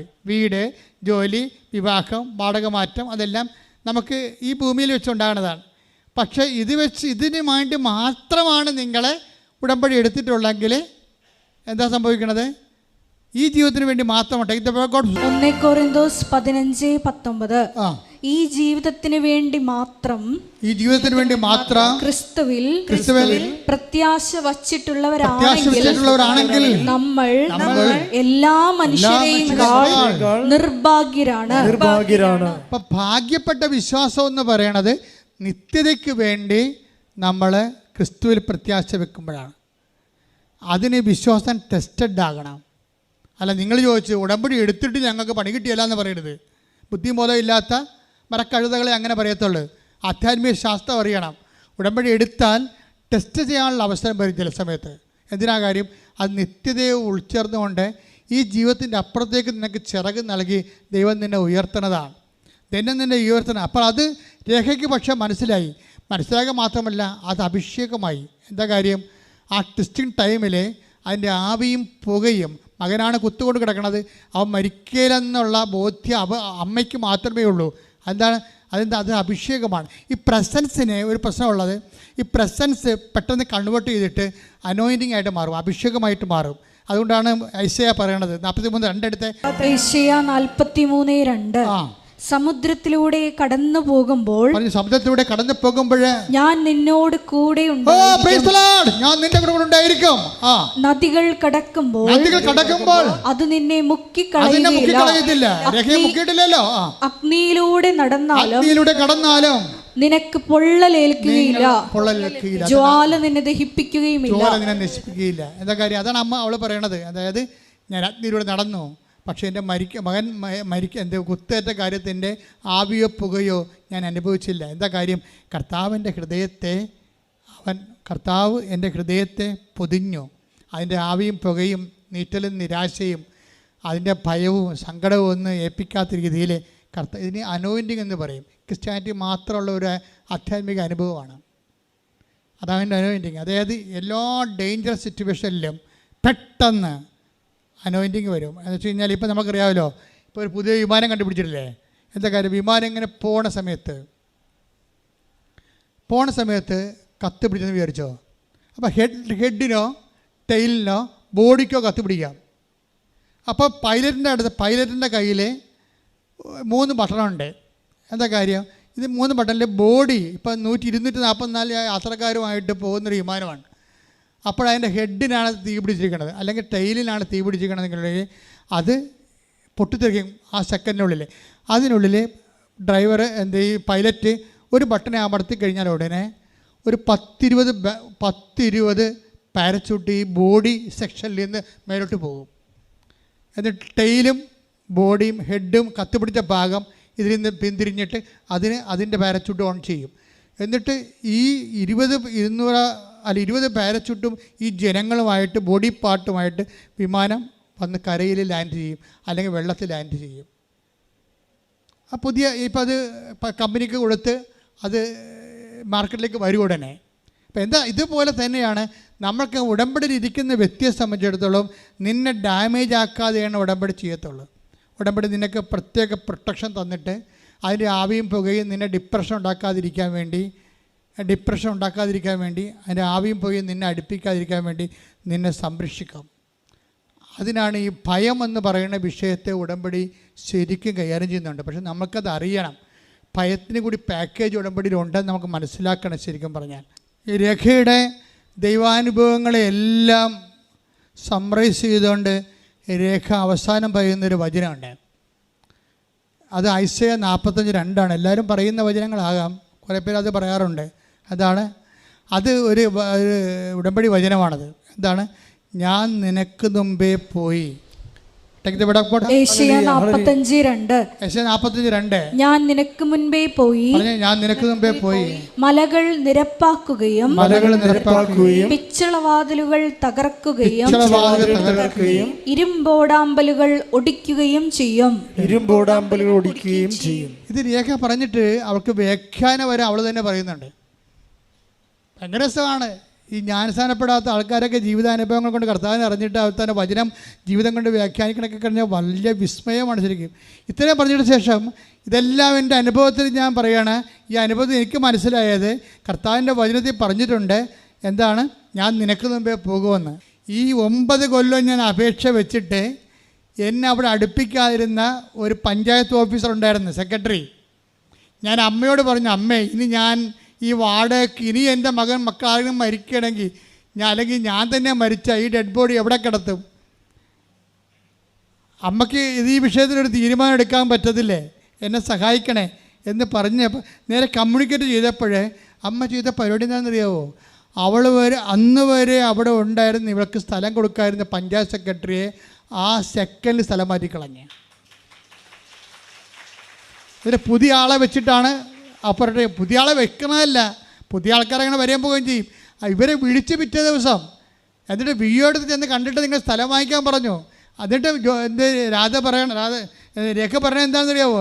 ഇതാണ് മല, കർത്താവ് എടുത്ത് മാറ്റിയെന്ന്, ഞാൻ നിനക്ക് മുമ്പേ പോകുമെന്ന്. അത് ജനത്തിൻ്റെ അനുഭവങ്ങൾ കൊണ്ട് ദൈവവചനത്തെ സ്വന്തമായിട്ട് വ്യാഖ്യാനിക്കണില്ലേ? വ്യാഖ്യാനിക്കണ എന്താ അനുഭവങ്ങൾ? അത് എന്താ കാര്യം? ഇത് പാക്കേജിലുള്ളതാണ്. അതാണ് ഞാൻ നേരത്തെ നോക്കിയത്. ഞാൻ നിനക്ക് മുമ്പേ പോകും, പിച്ചളവാതിൽ ഒടിക്കും, ഇരുമ്പോടമ്പലേക്ക് തകർക്കും. നിനക്കെതിരെ നിൽക്കുന്ന ശക്തികൾ എന്തായാലും അത് നിനക്ക് തകർക്കാൻ പറ്റുന്നില്ലെങ്കിൽ നീ യാത്ര തുടങ്ങുമ്പോൾ ഞാൻ നിനക്ക് മുമ്പേ പോകും. വാഗ്ദാന പേടകത്തിലുള്ള ഏറ്റവും വലിയൊരു വാഗ്ദാനമാണ് ഉടമ്പടിയിലുള്ള. സംഖ്യ 10:33 അവർ കർത്താവിൻ്റെ പർവ്വതത്തിൽ നിന്ന് പുറപ്പെട്ട് 3 ദിവസം യാത്ര ചെയ്തു. വാഗ്ദാനപ്പെടുകയും കാവിക്കൊണ്ട് ഇവർ യാത്ര ചെയ്യുകയും അവർക്ക് ഒരു വിശ്രമസ്ഥലം ആരാഞ്ഞുകൊണ്ട് ഒന്ന് പറഞ്ഞ് ഏറ്റു പറഞ്ഞ് അവർക്ക് ഒരു വിശ്രമ സ്ഥലം ആരാഞ്ഞുകൊണ്ട് കർത്താവിന്റെ വാഗ്ദാന പേടകം അവരുടെ മുമ്പിൽ പോയി കൈയടിക്കട്ടെ.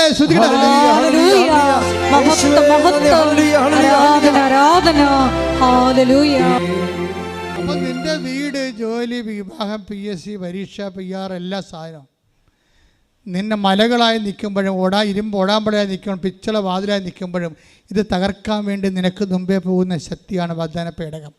ആ വാഗ്ദാന പേടകമായിട്ട് നിന്നെ കണക്ട് ചെയ്യണതാണ് ഉടമ്പടി.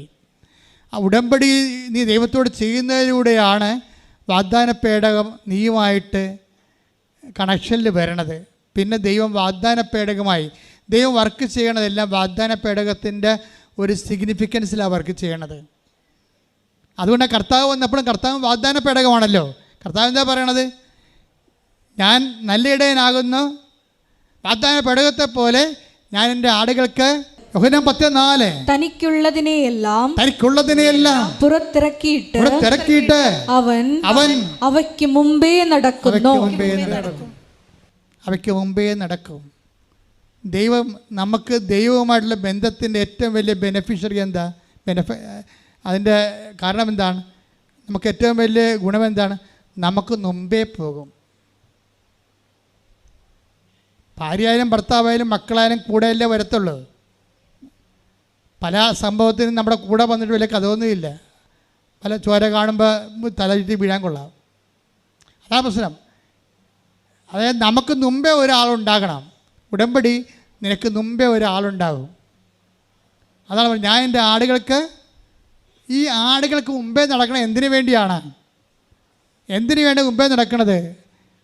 അതായത് നമ്മളെ സംഖ്യയിൽ വാഗ്ദാനപടത്തെക്കുറിച്ച് പറയുന്ന സംഖ്യയിൽ 10:30 എന്താ പറയണത്? തൻ്റെ ജനത്തിന് വേണ്ടി ഒരു വിശ്രമസ്ഥലം തേടിക്കൊണ്ട് വാഗ്ദാനപ്പേടകം ജനത്തിന് മുമ്പേ പോയി. ഈ ആടുകൾക്ക് വേണ്ടി ഈ ഇടയൻ എന്താ ചെയ്യണത്? മുമ്പേ പോവുകയാണ്. എന്തിനാണ് പോണത്? ഒരു വിശ്രമസ്ഥലം തിരക്കിയാണ്. ആ നിങ്ങളുടെ നിയോഗങ്ങൾ നിറവേറ്റാൻ തന്നെയാണ്. നിങ്ങളുടെ ഭൗതിക നിയോഗങ്ങളും ഭൗതിക ആവശ്യങ്ങളും നിറവേറ്റാൻ വേണ്ടി ദൈവത്തിൻ്റെ സംവിധാനമാണ്. അത് നിത്യത വരെ ഇതിന് മുമ്പിലുണ്ടാവും. ഇത് കൈയടിക്കട്ടെ, ശ്രദ്ധിക്കട്ടെ.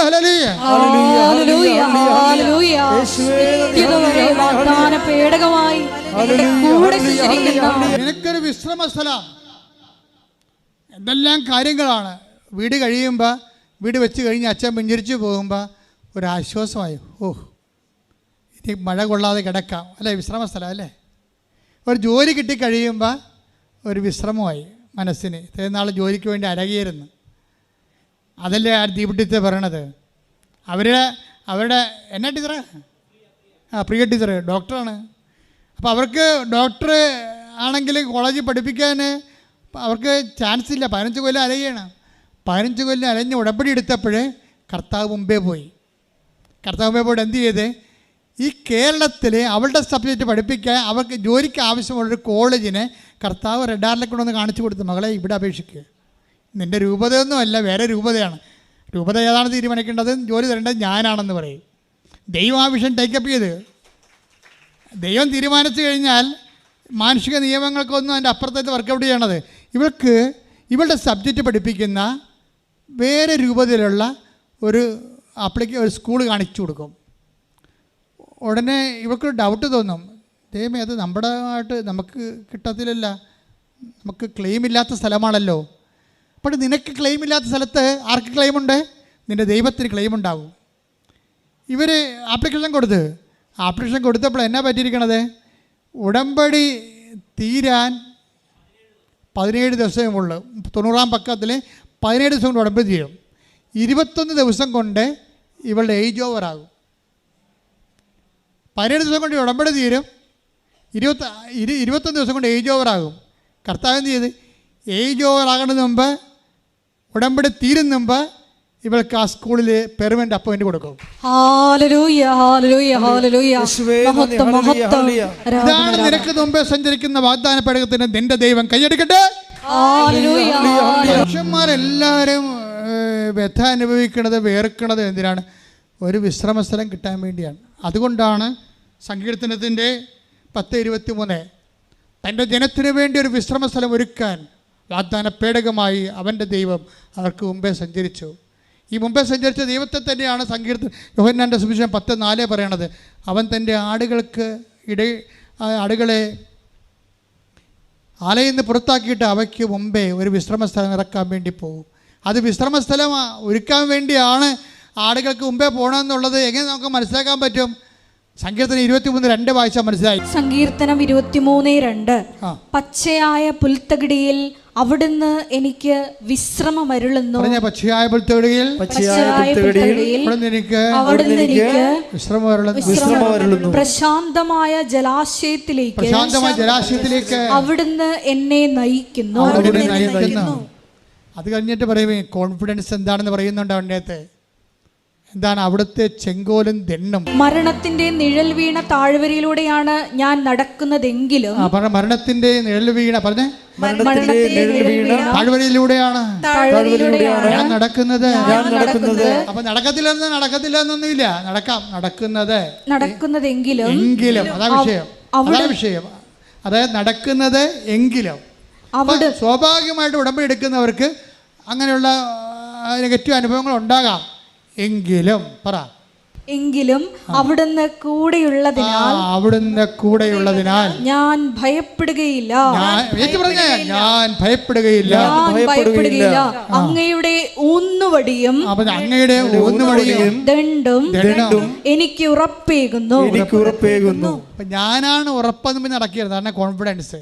അഹങ്കാരികൾക്ക് അവർ തന്നെയാണ് ഉറപ്പ്. വിനയമുള്ളവർക്ക് ദൈവമാണ് ഉറപ്പ്. കോൺഫിഡൻസ് എന്ന് പറയുന്നത് അവൻ്റെ ഊന്നുവടിയാണ്. എന്നാണ് നിൻ്റെ ഇടയൻ്റെ ഊന്നുവടി നിനക്ക് കോൺഫിഡൻസ് നൽകുന്നുണ്ടെങ്കിൽ ഇടയൻ നിൻ്റെ മുമ്പിലുണ്ടെന്ന് ഉറപ്പാക്കണം. ശ്രുതിക്കട്ടെ ഹല്ലേലൂയ. ഹല്ലേലൂയ ഹല്ലേലൂയ മഹത്വം മഹത്വം ആരാധന ആരാധന ഹല്ലേലൂയ ഹല്ലേലൂയ ഹല്ലേലൂയ ഹല്ലേലൂയ യേശുവേ. കർത്താവേ നിന്റെ ഉന്നതമായ നാമത്തിൽ സ്വതന്ത്രത്തിന്റെ കർത്താവേ, കർത്താവേ നിന്റെ വിശുദ്ധ പൗരോഹിത്യത്തെ മഹത്വപ്പെടുത്തണമേ കർത്താവേ. സഭയിലുള്ള സാന്നിധ്യത്തെ പ്രകടമാക്കണമേ കർത്താവേ. വിവരമാർന്ന വലതുകരം ആണിപ്പെടുത്താറുന്ന അത്ഭുതകരം അങ്ങനെ മക്കളുടെ മേൽ വെക്കണമെന്ന് പ്രാർത്ഥിക്കുന്ന കർത്താവേ. ഉച്ച മുതൽ ഉള്ളംകാല് വരെ എല്ലാ കൊശങ്ങളിലും പേശികളിലും ആന്തരിക അവയവങ്ങളിലും കർത്താവിൻ്റെ രക്തം തളിക്കപ്പെടട്ടെ. യേശുവിൻ്റെ ഉന്നതമായ നാമത്തില് സഭയുടെ അധികാരത്തിൽ കൃഷിയുടെ അടയാളത്തില് മാർഗരോഗങ്ങൾ തീരാവേദികള് യേശു ക്രിസ്തുവിന്റെ നാമത്തില് മാറിപ്പോകട്ടെ.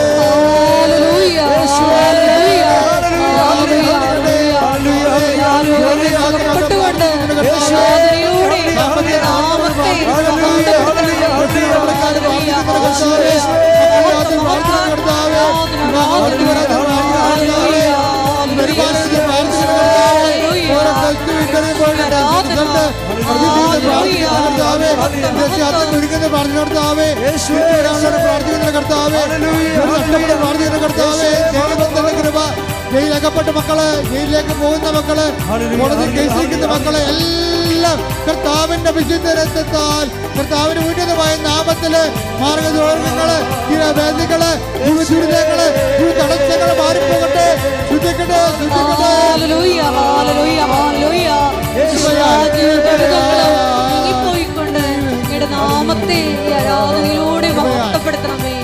സമാപനാശീർവാദം. ഒരിക്കൽ കൂടി മരിയനോട് ഉണ്ടയിൽ സമർപ്പിച്ചിരിക്കുന്ന എല്ലാ വിഷയങ്ങളും ദൈവമാതാവിൻ്റെ മധ്യസ്ഥയിൽ ദിവ്യാരണ സന്നിധിയിൽ സമർപ്പിച്ച് ഒരു നിമിഷം നമുക്ക് മൗനമായിട്ട് പ്രാർത്ഥിക്കാം. ഞാൻ എൻ്റെ ആടുകൾക്ക് മുമ്പേ നടക്കുന്നുവെന്ന വലിയ വചന വെളിപാടിന് നമുക്ക് നന്ദി പറയാം. വാഗ്ദാന പേടക സാന്നിധ്യമായി നമുക്ക് മുമ്പേ സഞ്ചരിച്ച് നമുക്ക് വിശ്രമസ്ഥലം കണ്ടെത്തി തരുന്ന അവിടുത്തെ കരുതലിന് നമുക്ക് ഹൃദയത്തിൽ നന്ദി പറയാം. ഉടമ്പടിയിൽ വച്ചിരിക്കുന്ന വിഷയങ്ങളിലെല്ലാം ഈശോയതെല്ലാം ദൈവമാതാവിൻ്റെ പ്രത്യക്ഷീകരണത്തിൻ്റെ സാക്ഷ്യമാക്കി മാറ്റണമേ. ഞങ്ങളെയും സാക്ഷികളാക്കി അന്ത്യം വരെയും നിലനിർത്തണമേ എന്ന് പ്രാർത്ഥിച്ചുകൊണ്ട് ശിരസ് നമിച്ച് നമുക്ക് ദിവ്യകാരുണ്യനാഥൻ്റെ ആശീർവാദം സ്വീകരിക്കാം.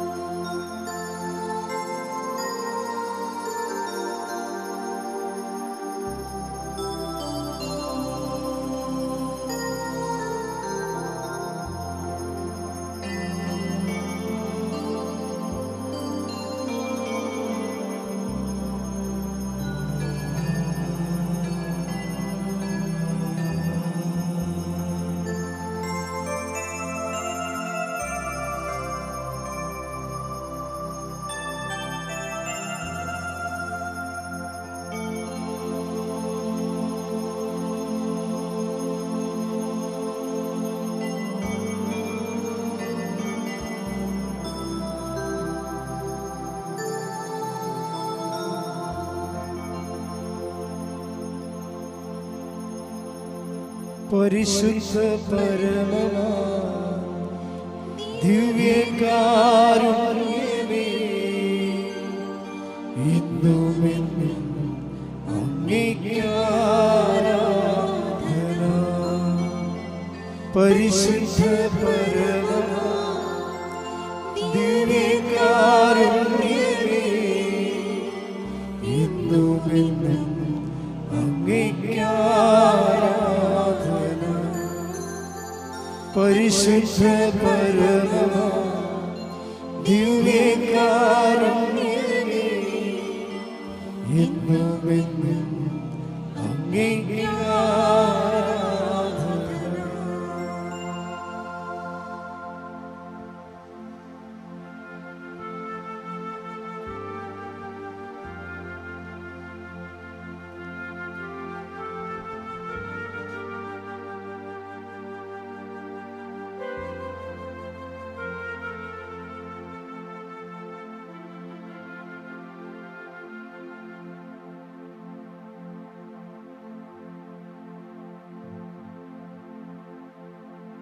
Ave